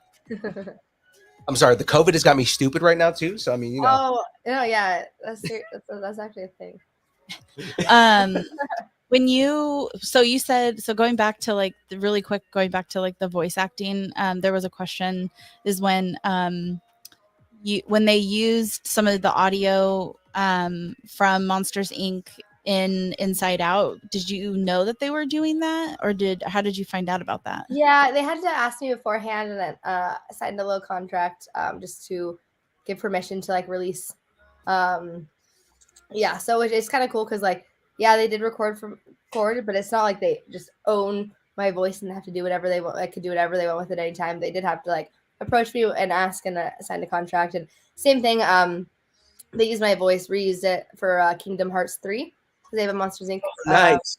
Yeah, so same thing with that. I had to sign a contract and kind of be like asked beforehand, but yeah, it's cool they could do that though. I know like for Kingdom Hearts specifically, like Brad Iwan, voice of Mickey Mouse, and I forget the name of Goofy. Oh my gosh, I fangirled so much when I met voice of Goofy, Bob Farmer, I think. Anyway, Bill Farmer. Bill Farmer, yeah. So they actually had to go in and re-record stuff, but I mean, I can't make my voice sound like a 3-year-old anymore. I've tried, so yeah, they were able to reuse it, which is good. Oh, that's what I was going to bring up. I was going to say, so when we first met you, we had this plan, right? Like there was this whole plan. I heard about the plan for weeks. Yeah, okay. So like as you know, I dressed up as Deadpool as Sully. Yes. Right? And I had this whole plan where we were gonna approach you before going in the costume and telling you like, hey, we want to record this thing where I'm gonna walk up and be all freaky, and I just want you to say kitty. And I'm going to drop and start crying. And we didn't approach you on there. I ended up just walking up and freaking out. And the video's on our Instagram if anybody wants to see it. And you can barely hear it, but if you listen closely, you hear her go, kitty. And I drop and start crying. And it was like, it happened naturally. I've never seen a Deadpool kitty. So, you know. Yeah, it was. Because that was the whole thing. Is that, I mean, you know, the whole gimmick is I do Deadpool cosplaying as other things. Yeah. It's like, okay, well, I'm gonna get this this Sully costume, and I'm gonna go and meet Mary Gibbs in a Sully costume. At my last Comic-Con, I met a Deadpool Little Mermaid. Oh, that's awesome. But it was, I think you probably would have done it better. It was just a very like, you know, like the red Ariel wig was all matted, like everything was, it needed a little help. But I probably would have like tried to sing like very terribly. Yeah. Now it's like, oh. Yeah, exactly. Oh, that's funny. But no, yeah, we had a blast meeting you, you know, and we were just like, you know, this is great, you know, and yeah, no, you guys were super awesome. That's what I love about going to these Comic-Cons, just all the cool people that I meet, the other vendors or booth people that have booths, or just, you know, the people attending the con. It's nice to just actually like, yeah, just meet everyone with like mutual interests and stuff. Like it's like an instant connection with people. So yeah, I love it. So we know you nerd out on anatomy. We know Ratchet Ariel when someone just commented. James said Ratchet Ariel. Ratchet Ariel. That actually sounds perfect. I didn't see all these comments. No, I see them. But yeah, no. We know you're nerding out on holistic medicine, on those kind of things. Yeah. Is there anything else that you're nerding out on? I'm getting, let's see, like I said, I'm like slowly brushing up on my like pop culture game. Beginning of this year, I binge watched, like, for some reason I never watched these growing up. I don't know, but I don't know why, but I just binge watched all the Harry Potter movies. We recently did that.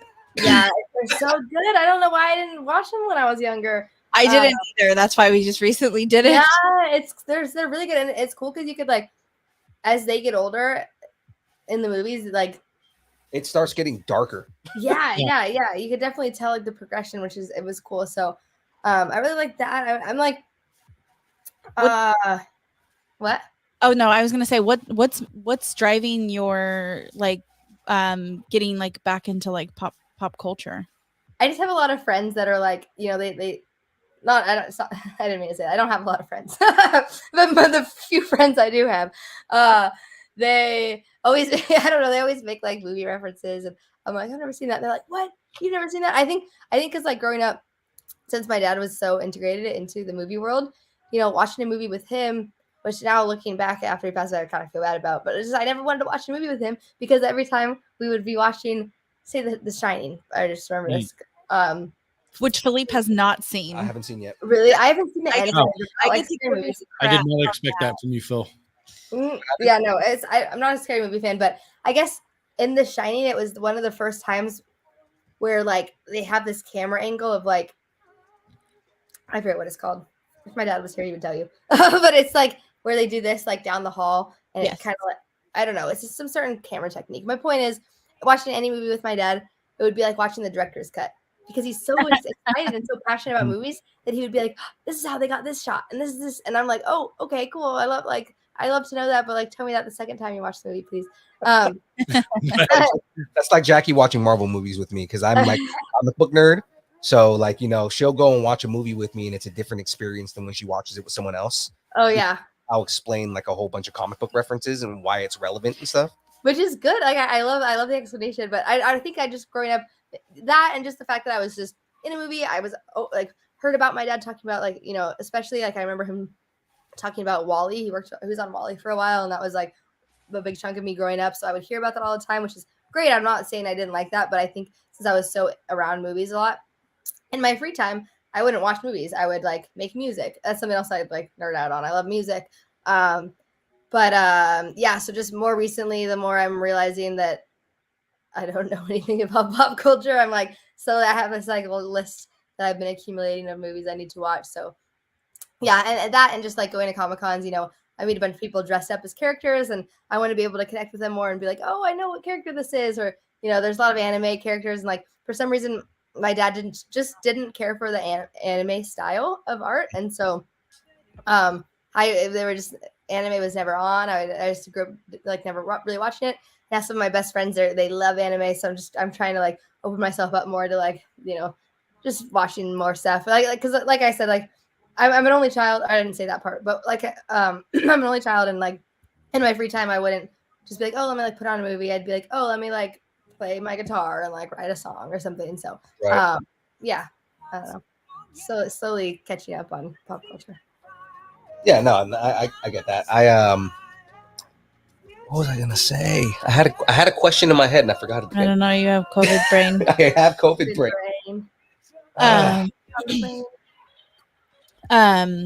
There were also, let's see.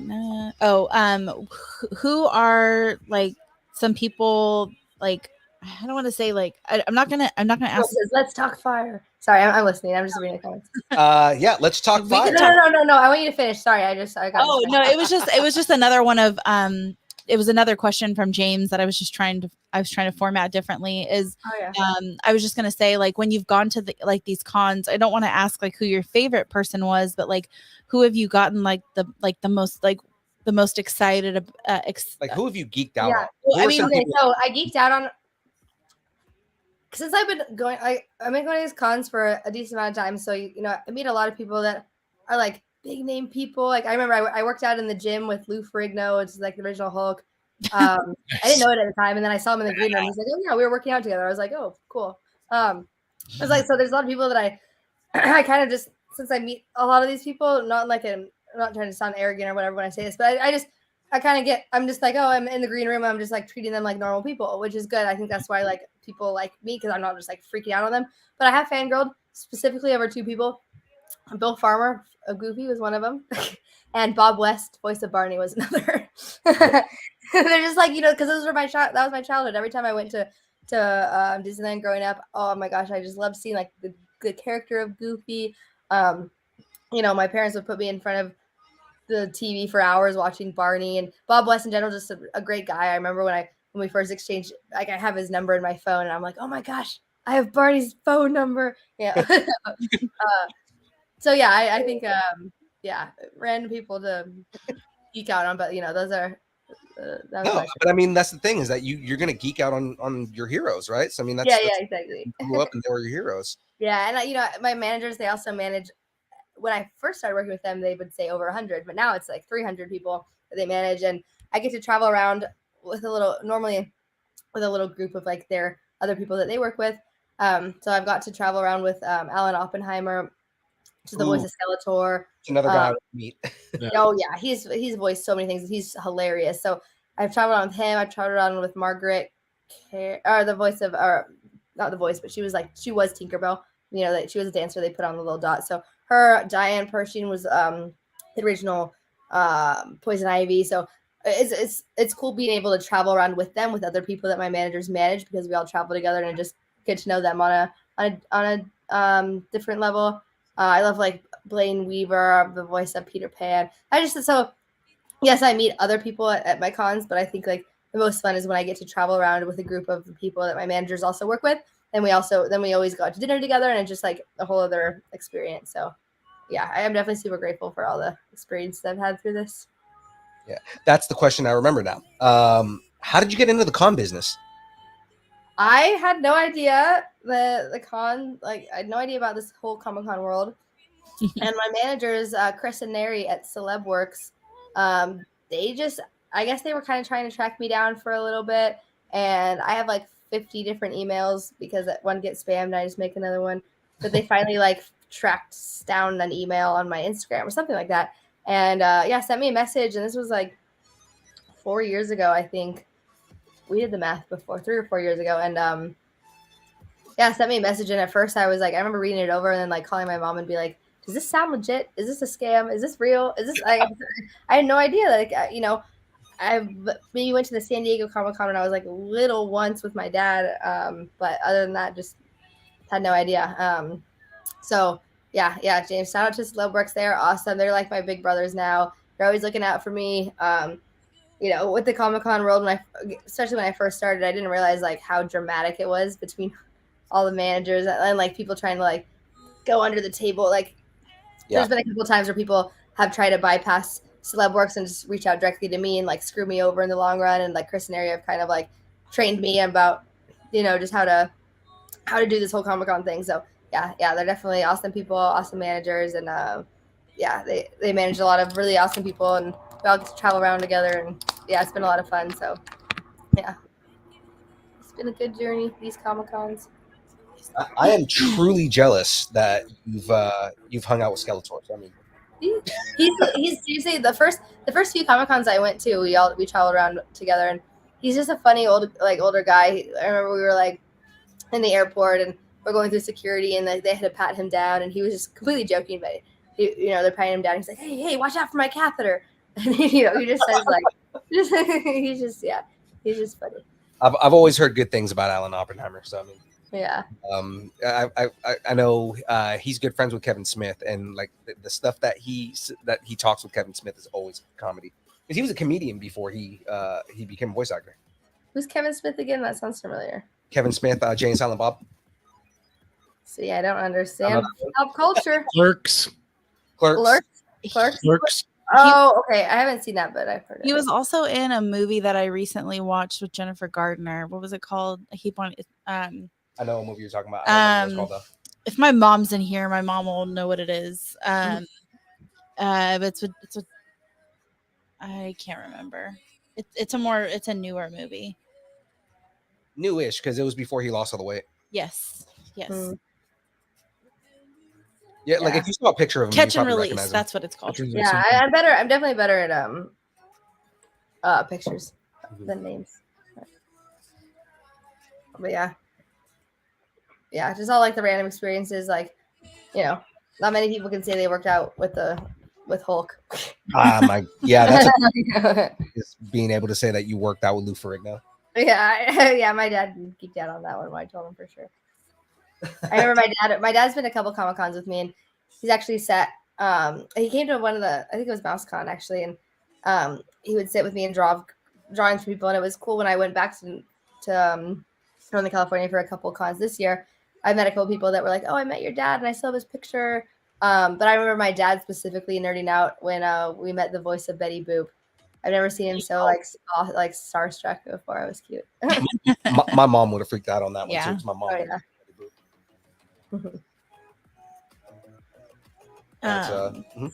No, I was gonna say the only it's not I wouldn't even say it was like a celebrity like encounter. It was really funny.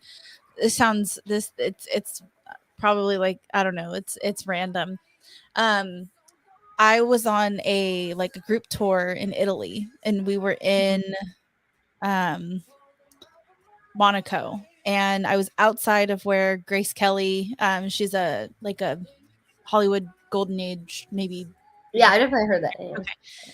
So I was outside of her tomb, and her son, who's like the prince of Monaco, drives by, and nobody except me and our tour guide knew who he was, and we were like freaking out. That's so cool. Everybody was just looking at us like we were like crazy, and we were like, no, this is the Prince of Monaco. And I love Grace Kelly, and I like watching her movies and learning about her and stuff. I was like, not only have I been to her tomb, but I've seen her son with my own two eyes. Wait, James says he took a jet to Monaco last weekend. James, you got to bring me on your jet next time. I've never been here. James is the only person that's allowed on the distance nerding jet. Yes. Does actually have a distance nerding jet? I wish we did. Oh, I was like, damn. It's a joke. Yeah, it's a long running joke on the show. Okay, I got it. That James he does. He does all the helicopter, spending. A jet, a yacht. He does all the spending, but none of the work. Bro, that's funny. Which is actually a bigger joke on that, because he makes his whole thing run. James is the boss. Oh, thank you, James. Yeah, without James, nothing would be possible. All right. So I guess let's get into talking about, let's talk fire. Oh yeah. I saw a little bit of the fire on your Instagram, but maybe you could tell us a little bit more about your fire throwing, darting activities. Yeah. So I used to be really afraid of fire, actually. When I was maybe 3 to 5-ish, around the same time I was Boo, I was like dancing with my friend, my best friend at the time. We grew up together around a fire pit or fireplace, and what I recall is that she pushed me into the fire. So I'm just gonna go with that story. But anyway, I fell. She pushed me. Whatever happened, I fell in the fire. My whole left side of my arm was burned, seared. The doctor was like picking dry bits off of me. And anyway, they're surprised I don't have this like gnarly scar on my arm. And so I used to be really afraid. I would never light a match. In Girl Scouts, when I was younger, we had to like light a candle to like advance to the next level. And I was like, I'm not doing that. Yeah, super afraid of it. And but at the same time, when I was younger, I loved to hula hoop.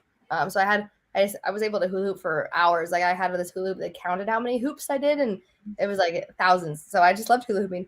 These stories will collide pretty soon, I promise. Well, I know where it's going because I used to be a DJ, so it's like I know how all this stuff intersects. Oh, nice. Yeah, that's cool. A lot of my friends are DJs now. It's a cool world. But and so I loved Afraid of Fire, and I loved hula hooping.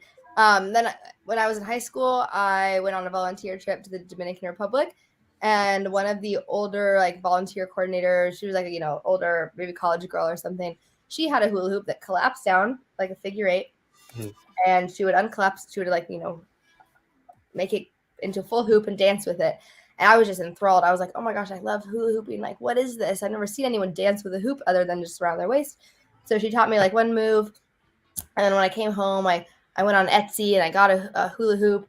I just got a few more. So yeah, I have got hula hoops. And then I spent hours on YouTube just learning and hula hooping. And then I ended up moving to Hawaii, got the opportunity just to essentially my mom and I lived in this house for free because we were just house sitting for our friends. And that's why I ended up moving to Hawaii. And I found a group that would meet once a week at this beach park. And it was just a bunch of circus people, essentially. People, we would do acro yoga, which is acrobatics mixed with yoga during the day. And then at night, and do hooping and flow arts and stuff during the day. And then at night, some people would spin fire. And this was the first time was exposed to it in Hawaii. And, at this point, the idea of it still kind of freaked me out. I was still afraid of fire. As I was getting older, it got a little better. I was able to finally light a lighter or something. But it definitely took a while. But then finally I was like, I'm really comfortable hula hooping. And this girl just kind of talked me into trying hers for the first time. And really quick, which island was this? I lived on Oahu, but I lived on the opposite end of all the touristy stuff. So Waikiki and Honolulu are here. I was on the other side in Kaneohe. It's called, kind of by Kailua, in between North Shore and Kailua. Oh, okay. Yeah. And where we would meet, it was actually closer to Honolulu. I think it was Queens Beach Park or something. But if anyone's ever interested in any flow arts, any place they live, I found one everywhere I've lived. You can always go on Facebook normally and find fire spinning group or flow arts group or acro yoga groups or whatever. And so I just tried and spun a hula hoop on fire for my friend. Again, my friend talked me into it. I spun her hoop. And that was just, it was a really, you get a big adrenaline rush at the end. You have to be super present, super focused, obviously. And all I did was pretty much spin it on my hips, nothing too fancy then. And then I after that I continued to hoop, but I kind of fell out of it. I went to college in Colorado, but I still I've always been interested in circus stuff. In Colorado, I went to the Boulder Circus Center and I did aerial silks and kind of always stayed in that world and would love to hoop and dance and whatever else. But then I kind of hit a lull period where I wasn't, or a plateau, I guess, where I wasn't learning new tricks on the hoop. And at this point, I've moved a lot. I went from Colorado to San Diego and kind of bounced around. But once I moved back to San Diego 3 times. But one of the times I've made it back here, I found a similar group of people that would kind of meet and just hang out and do acro yoga and stuff. There's also a drum circle once a week that I would just dance in the middle of the drum circle for hours. And that group was also a group of fire spinners at night. And you know, I was like, oh, I love hoop, but spinning a hoop on fire. So like, here's the hoop. I used to have a fire hoop, but they're not my favorite. It has like 5 posts, and you burn yourself a lot because you're spinning like this, and half the time when you grab the hoop, you're grabbing a hot spoke, and so you really have to like figure out, okay, how many times can I like loop this around my hand, like to where I'm hitting the spoke. It would make more sense if I had the spokes on here, but either way, my point is, I wasn't a huge fan of spinning the hoop on fire, but I saw a video of someone doing a rope dart, which is traditionally a martial arts weapon, which a lot of the flow arts are like traditional weapons, like staff and stuff. And I saw someone doing a rope dart, and it was a girl, and I was like, she just looks so cool. I'm like, I want to be that cool. I want to try that. So I went on ropedartacademy.com. It's where I got my first rope dart, and the owner of it, his name's Frank, I believe, and anyway, but really good. I haven't met him, but I have a friend that knows him. But overall, like, really good guy. I followed him on Instagram for a while. Really good company. Again, it's Rope Dart Academy. I bought my first practice rope dart. It's like with a silk leash, so it's nice and like easy to slide on your skin. And he has a really awesome PDF and he has tutorials on his. He has a lot of free ones on YouTube, but also ones you could buy on his website. But he has a free PDF you could download where everything's laid out. And I took a and I really like, people can just do it as like, you know, there's different styles, obviously, of flow arts. I really like when it's like a lot of like the martial arts influence. And Frank, the guy from Rope Dart Academy, I think his background's more martial arts, so he takes that approach. And then it ended up like, you know, then I was just doing it with my friends, you know, once a week. And then Steve Wyatt is actually the runner. He puts on at MouseCon, and I know Steve. Yeah, MouseCon and another one that I'm forgetting the name of right now. But anyway, so I've known Steve for a while, and we were friends on Facebook, and he was watching me post different like fire spinning videos and stuff. Anyway, he's friends with George the Giant. George the Giant, he's like 7'4", sword swallower. He was in the movie Big Fish as the sword swallower. Yeah, really cool guy, sideshow artist, and George got the opportunity to perform at Not Scary Farm last year for 2 months, and he was looking for an assistant that also spun fire, that he could teach how to walk on glass and like do all this like sideshow stuff. And you know, he reached out to Steve and was like, do you know anybody? And Steve recommended me. And so I, you know, got in contact with George. I was like, yes, I would love to, but this was my first time actually performing, and I 100% have stage fright. You put a camera in front of me and I'm like, I don't know what to do with my face. Like, I have permission for being on the other side. I don't know what to do with my hands. Yeah. I like, I take a picture, I'm just like, okay, I just like freeze up. But anyway, so I was super afraid. I was almost to the point where I almost had my friend Bianca like take the gig from me, but instead I booked it too. Because before all this was a self-taught from YouTube and stuff, but I bought 2 lessons from my friend Jean, and he's been doing martial arts for over 20 years. And the way he trained me was, you know, he told me a lot of like martial arts principles, and that kind of like unlocked something in my brain where I was like, you know, okay, I can do this, and like I feel more confident. And yeah, so that was my first and only actual like performance. But is that Steve from East Bay Comic Con? Steve Wyatt, is it? Anyone know? That's what James. That's I think that's yeah. What James So is saying. he runs East Bay Comic Con too. Okay, yeah. I know he does MouseCon in Bakersfield. He has another one in Bakersfield. I've been to 2 of his in Bakersfield, but I haven't been to an East Bay Comic Con of his. Yeah, but it's probably the same. Is it called East Bay Comic Con? The one that he does in Concord, yeah. Oh, okay. He also did a MouseCon in Concord that we were a part of. Yeah, I might be mixing up locations, but yeah, either way, he's a good guy. I like him, and he got me that gig, and yeah, now I'm like, I'm definitely like a part of like different like festival communities and stuff, and I'm like, I spin fire a lot with a place called LA Burn Club.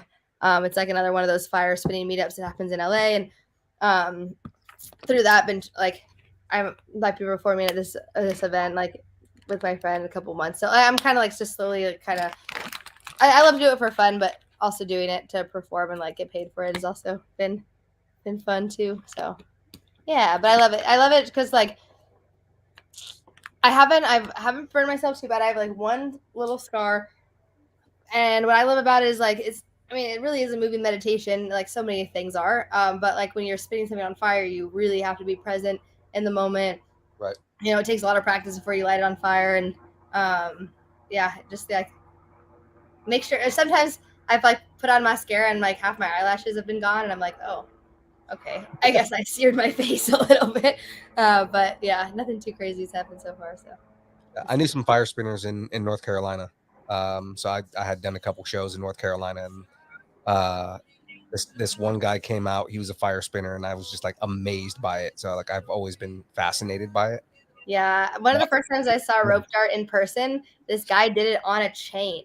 Like normally it's on a rope, but this was on a chain, and I was like, oh my, yeah, you just like look so like fearless. Yeah, I don't know. Where do you get your supplies for this? Yeah, so my I got Rope Dart Academy is where I got. They have practice float toys, or practice rope dart specifically. I've gotten a lot of my actual fire spinning stuff from a website called Dark Monk. That's where I actually got my fire dart. I think they make other fire props. Another one where like I've gotten a dragon staff. I think it's called Wizard of Flow or something like that. So Etsy also has a lot of good suppliers. But Dark Monk I think has been my favorite, and then Rope Dart Academy as well. I'm not sure if Rope Dart Academy sells fire toys or if it's just the practice props. Or practice props. They're still they also sell ones with daggers at the end, so I wouldn't necessarily call that a practice prop.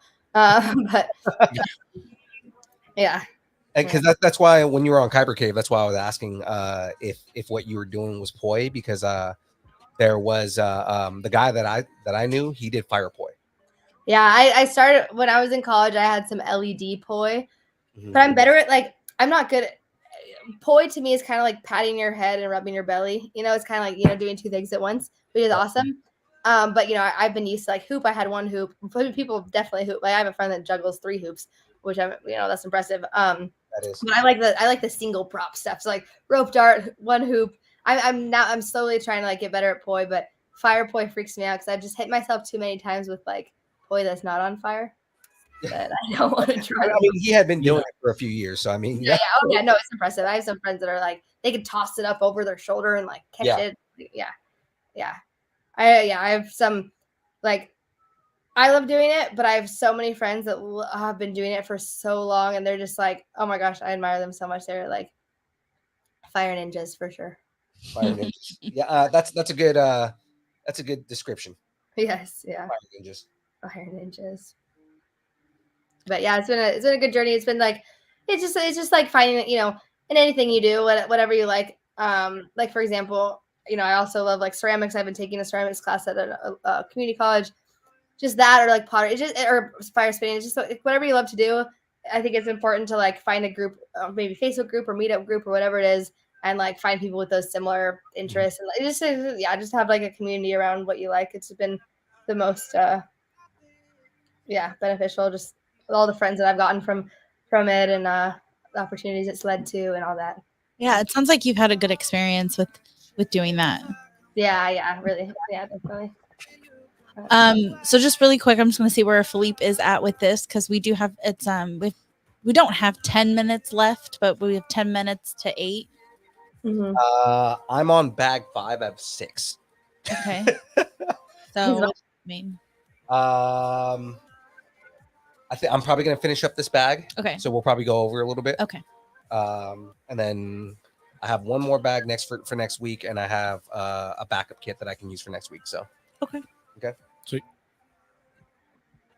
Did you have any other questions that you wanted to go over? Are there any questions in the chat? Just James. James. Raya says her dad's from Kaneohe. I love that area. Yeah. Were you afraid of fire? Oh yeah. Well, yeah, I got pushed in the fire. But gotta conquer your fears, just like Boo did. I love I think with Monsters Inc. I love the I love going down a rabbit hole conspiracies, and I won't get into all the ones I've been into right now. But anyway, I didn't know that. What? Oh, I like going down rabbit holes of like conspiracy theories, and not necessarily like them, but just like researching different things. And there's some like pretty trippy. If you just look up like Monsters Inc. conspiracy theories, like there's a lot of like. Anyway, my point is that I like Monsters Inc. because it's at first like the monster world is living off fear. Is living off the screams of children, and in the end, is actually about. They find out like laughter is more powerful, and so I think like I think that's just a kind of a cool lesson in like conquering your fears and like just like just like having fun, like being like childlike spirit, and just like all this is a way to like conquer your fears. I don't know. So Yeah. I don't, James' comment of like why are we afraid of fire and like we're scared of monsters at all just kind of reminds me of like he probably missed that because he's probably keeping his own rugrats from setting his house on fire. That's true too. But tell us the story about the Randall picture. oh yeah. So I when Boo, she's showing Sully who her monster is, and she holds up that picture of Randall. I actually drew that picture and they scanned it into the movie. And a lot of Pixar movies specifically, I don't know about other companies, I can't speak for them, but a lot of Pixar movies specifically will have little Easter eggs like that. Like, for example, in Toy Story, there's a lot of kids' rooms, or Monsters Inc., there's a lot of kids' rooms where if there's ever like kids' drawings on the walls, it's usually the crew's children that I've actually drawn those pictures and they've scanned it in. So Pixar does do a lot of those little Easter eggs. That's pretty Cam cool. says he loves Monsters at Work. I haven't seen Monsters at Work yet, but I know that Mike Wazowski has a doppelganger named Gary Gibbs, and I think they, after my dad passed away, I think they that was a little homage. Oh, okay. Oh, I just got that. All okay. right. Maple wants to be. What was I gonna say? Oh, James wants to know if you know the Pixar theory. I know a few different ones. So I have a YouTube channel. It's called Boo Grown Up. I haven't made a video in about a year because I got busy with life, but there's a few on there. One's about the Pixar theory. In that video, I want to make another one because in that video I say that my dad worked on movies and I would hear about the progression of all the movies that he worked on, and not once did I hear him say this has to connect to this movie and but the more I looked into it, and especially with the Marvel universe, right? I just started diving into those, and they do really create a whole universe. And I think the more I research the Pixar theory, the more I kind of am believing that they are also creating their own universe that are everything's kind of interacting maybe. And I think my favorite theory, I know there's a few with Boo, but I think my favorite theory is that she is the time traveling witch from Brave. Yeah. She does travel through doors, little portals. And I know in Brave, I need to rewatch it, but I know something about doors. I think the old woman does something with doors, and I know she has a little wood carving of Sully in her wood shop. And so, oh my gosh, my dog is a Vizsla. She's a lap dog. Oh yeah, well she tries to be. They're known as Velcro Vizslas. Anyway, she likes to be right next to me. You can see my I'm geeking out on anatomy. I have some posters in the background. Yeah, I've taken those anatomy classes and stuff like that in my past. Yeah, it's a lot to memorize. Yeah, it's a lot to memorize, and it is so you don't realize how every single pointy spot or valley in any bone has a specific tubercle and fossa. I got yeah. No.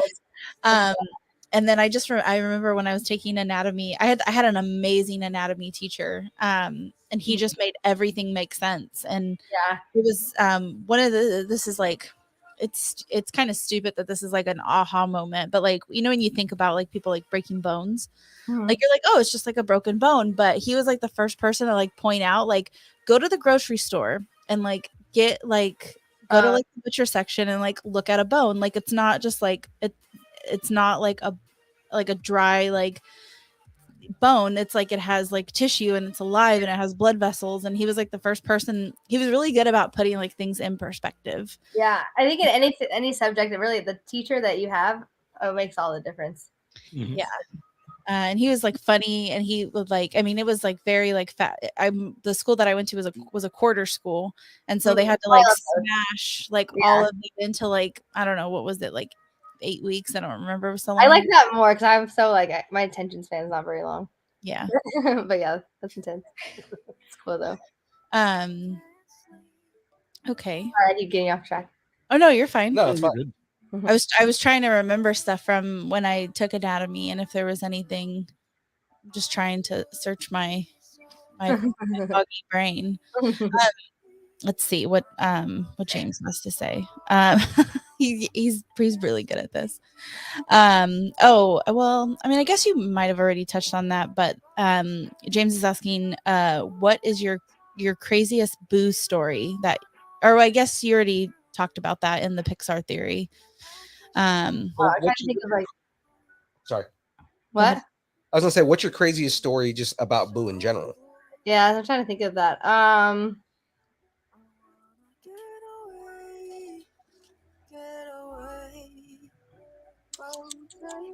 I think maybe like a weird story. Like I just remember like when I was like I went to CU Boulder for a few years as the first college I went to, and I lived in the dorm room, and a couple times like random people would like knock on my door and be like, "Are you Mary Gibbs, the voice of Boo?" And I'm like, "Yeah, but like, how do you know where I live?" Like,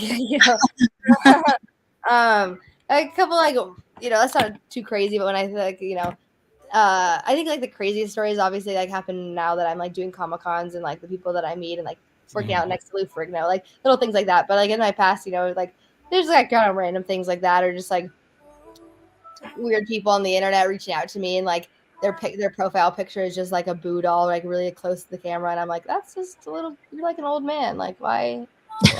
Yeah, that gets a little creepy right there. Yeah.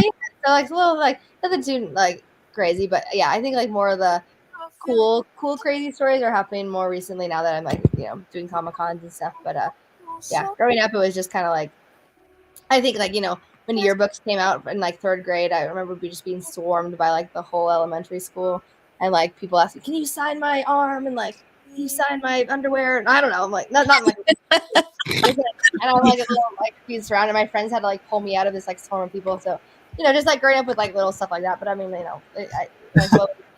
people wanted my autograph. Like it was not that bad. But, I like how I'm seeing the progression of your Lego building. Right? I love Legos. Oh yeah. I mean, that's the whole big thing here is build Legos and have good conversations. Yeah, we build Legos until Jackie screws up and buys a 3D puzzle, and then we build 3D puzzles. You know what that 3D puzzle? I haven't heard of that. It's from Harry Potter. It's this thing. That boat? That boat. Yeah.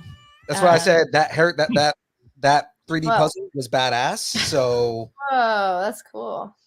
As much as she's like, until Jackie messes up, like, nope, Jackie didn't mess up because that was like a month and a half worth of content right there. Yeah, it took a while.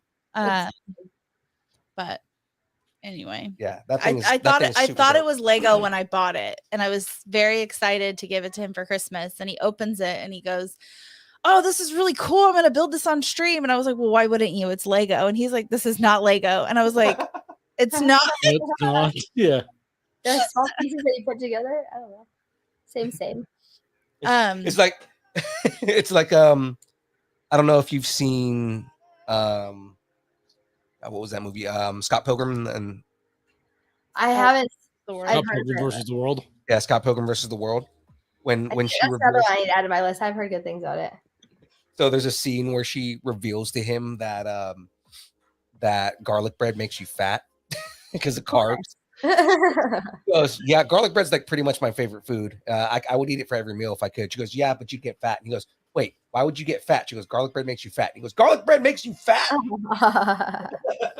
I would have to disagree with that, but I know. I would maybe agree, but don't care. Do you have any like fun stories from people and like what Monsters Inc. meant to them? I have I definitely, one of my favorite things about going to these cons is like, realizing Monsters Inc. came out in 2001, but it still has such an impact on people's lives, it seems. And like, I love hearing hearing those stories about how it impacted people, like I have I remember one story in specific, and this girl was talking about how she went through a big, like a big time of like depression in her life, and how Monsters Inc. was such like a pivotal point because she would watch it and it would kind of like alleviate her of the pain that she was feeling, and kind of helped her like get into a better headspace. And that's one story that sticks out. But I've had a few stories like that are similar of just people like that have been going through a hard time, and Monsters Inc. was really like their anchor back into like reality, like a good positive reality. So yeah, and I hear things like that. What I love meeting people at the Comic Cons because you see like how many, like, it's really like every generation I've met has like been impacted by the movie in some way. You have like grandparents that love the movie because not only does Pixar, they're good about targeting younger people, all age groups, but grandparents have memories of like putting it on for their kids and their grandchildren, and people that are my age are now my age like grew up with the movie, and so they can like we bond over that, and then people that are my age are now like having kids and like they're showing it to their kids. So it's just cool to see like how the movie like stays alive and like just how it has impacted people. So yeah. Yeah, and I mean that's got to be like a great feeling to know that, like, if somebody tells you something like that, like, I was in a dark place in my life, and your character or your movie or something like that, like something that you were involved in, help them. Yeah. Yeah, no, it's a cool thing because it's something that I was so young. I have very vague memories.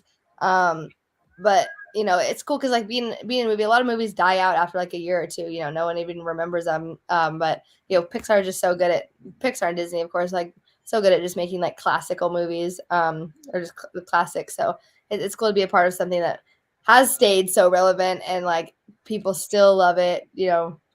20 something years later. So it's trippy. It's weird to be like, it's weird knowing that my voice is on a ride at Disneyland and like all this stuff, but like Right. it is cool. It is cool knowing how much it actually has impacted people. So. Yeah. Speaking of that, just because I kind of want to just do this one, right? But for everybody in the chat, jumping back on the bracket. Oh, okay. Do we want to just do the Monsters Inc. one? Yeah, we can. Except the only issue is that my phone died. Oh no. So if you can, well, my phone's dead. So I need to just see your phone. Okay, hold on. Because I need to see the bracket. Let me open it for you. So are you thinking we'll have Mary Gibbs get in on that part of the bracket? Yeah, just I want to. And I guess I don't need to call you by your full name, but you can do what you want. Why Half my not? friends call me Boo. Half my friends call me Mary. So you can call me Mary Gibbs, yeah. As long as it's not like Miss Gibbs or something. Okay. Gibbs. Miss Gibbs. All right. You almost have to say that with a British accent. Oh yeah. Miss Gibbs. Oops, it's like way too proper. I'm like, I don't know. Okay. I don't know why this is taking forever to load. Okay. So it was, I can't remember what it was up against, but I'm pulling it up right now. It's just taking forever. I mean, I already have a horrible short-term memory as it is. Nope, that's not right. There we go. Okay. I remember it was in place of the Winnie the Pooh. Yeah. Okay. Yeah. So it's okay. So best Disneyland bracket at night.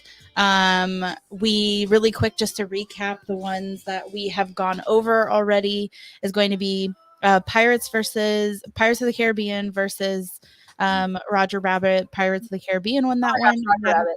Sorry. Roger Rabbit. I love Roger Rabbit. Okay, anyway, continue. I was talking about like how much I love Roger Rabbit, but I mean like Pirates of the Caribbean is my ride. Yeah, I need to watch Pirates of the Caribbean. I'd probably, Anyway, sorry, I'll let you continue.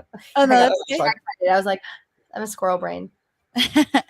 No, so we're specifically doing like best Disneyland rides at night, and so so there was the Matterhorn versus Does Roger Rabbit have a ride at Disneyland? They do. It's Toontown, but I guess it's closed right now. Oh, I love the Pirates of the Caribbean ride though. That's a good one. The Roger Rabbit one is it's a little bit of a mix between Mr. Toad's Wild Ride and the Teacups, because when you're on the ride, there's a little spinner and you can like spin the ride as you go through it.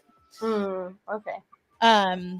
Okay, so then we had Matterhorn versus the Disneyland Railroad. The Matterhorn won that one. Indiana Jones versus Autotopia. Indiana Jones won that one. Then we had the Finding Nemo Submarine Voyage versus Star Tours. Star Tours won that one. I don't think I've closed out the Haunted House versus, or the Haunted Mansion versus the Astro Blasters, but the Haunted Mansion did win that one. I need you to re-unlock this because I let it close like a stupid person.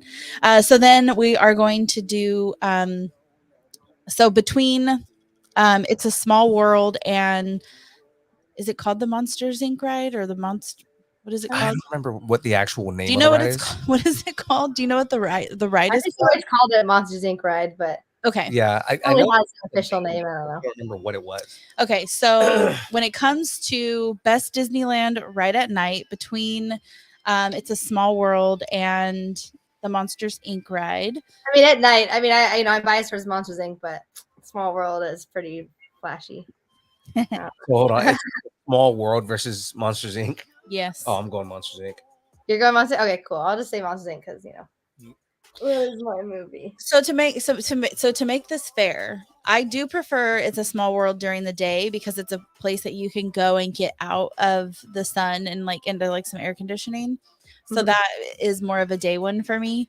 I would actually say the Monsters Inc. one at night because I believe, if I remember correctly, it's at the end of that like that Hollywood Right. like Oh, stretch. yeah. Kind of like to the Yeah, left. you're right. Yeah, so you could do that right at night, and then you get to do that right at night, and then you get to walk out on that like Hollywood stretch with all like the lights like lit up and stuff like that. So that would be like a cool little like caveat. So I would Yeah. actually genuinely I like it. vote for the Monsters Inc. ride.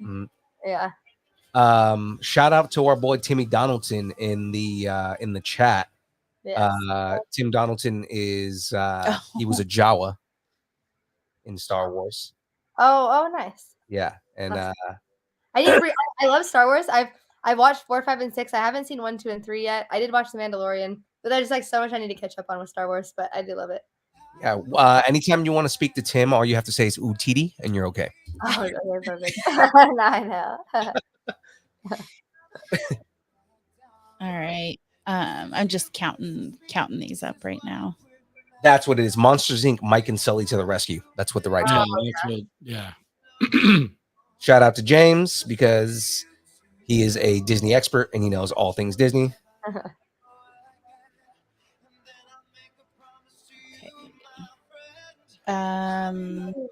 Squints, do you have a Monsters Inc. Okay. I've gone on Small World so many times in my life. I think Can't it's listen wrecked to me it for again. life. Yeah. Yes, Tim is another child actor that just got into cons as well. Oh yeah. Oh, cool. Yeah. Yeah, it's great because like, especially being a child actor, I'm sure Tim can relate. Like, I haven't seen a lot of like the residual income everyone always asks me about. And so Comic Cons are kind of like my residual income. Yeah. Tim was, I think, 5 when he played a Jawa. No, Oh, nice. Yes, I was 5 when the movie Monsters Inc. came out. So Yeah. Similar. Right. Well, all right. The Resistance. Rise of the Resistance. That's that's the ride I want to ride that I have not yet been able to ride. So That's right. because Is he in that?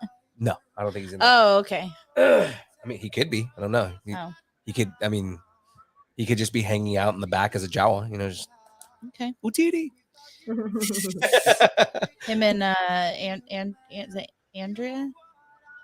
The other one. Oh, Andrea. Yeah. Andrea, yeah. Andrea, and then her Kyle dog- Pasick.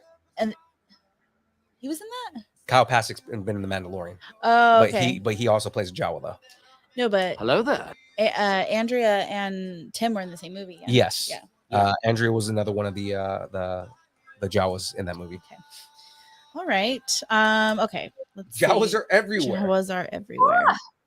All right. So if you last call for the the Monsters Inc. ride, Mike and Sully to the Rescue versus It's a Small World.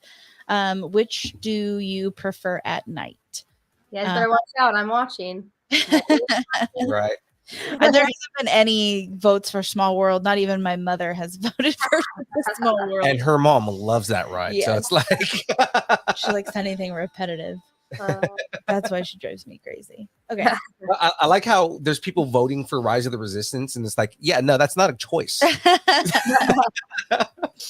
Oh, that's the new Star Wars ride, right? Yeah. I did actually go. That's a cool ride. Everybody keeps telling me how awesome it is. I have not been able to get on. Yeah, last time I went to Disneyland, it's been a while, but I went with a girl who works there, and she knew all the ins, and so she honestly, like, I guess I was when the ride first came out, and it was just so busy, and I guess you had to go on like an app and like reserve your spot, and like, I don't know, she handled that all for us, so it was cool. It was a good time. Yeah, I remember that. Not that I was there, but I remember my friends telling me about it. Chris Neal. Chris Neal and Had to have been Chris James Neal. and Bird. Bird also did the same thing with the Spider-Man. Ray did it too, didn't he? Ray did it too. That's right. Yeah, he did it too.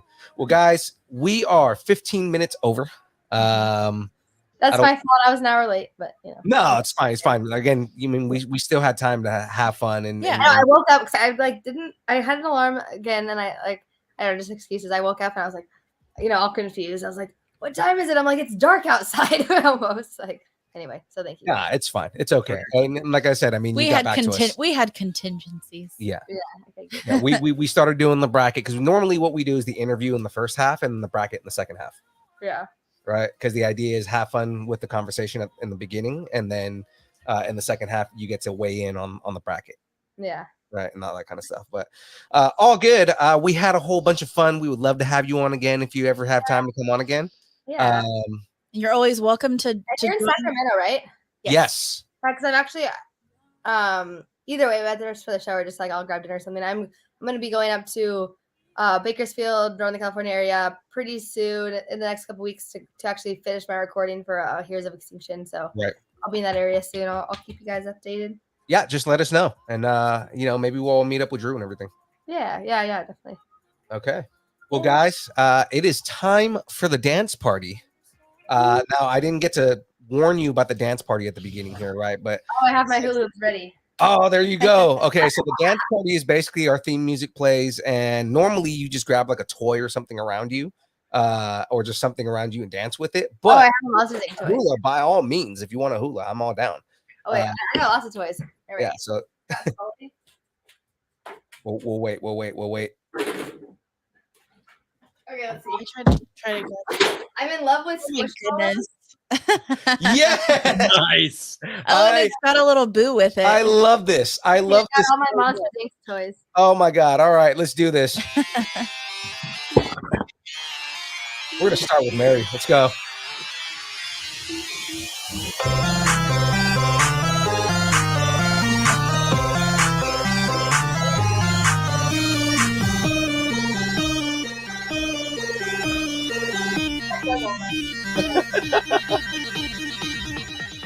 Distance nerding.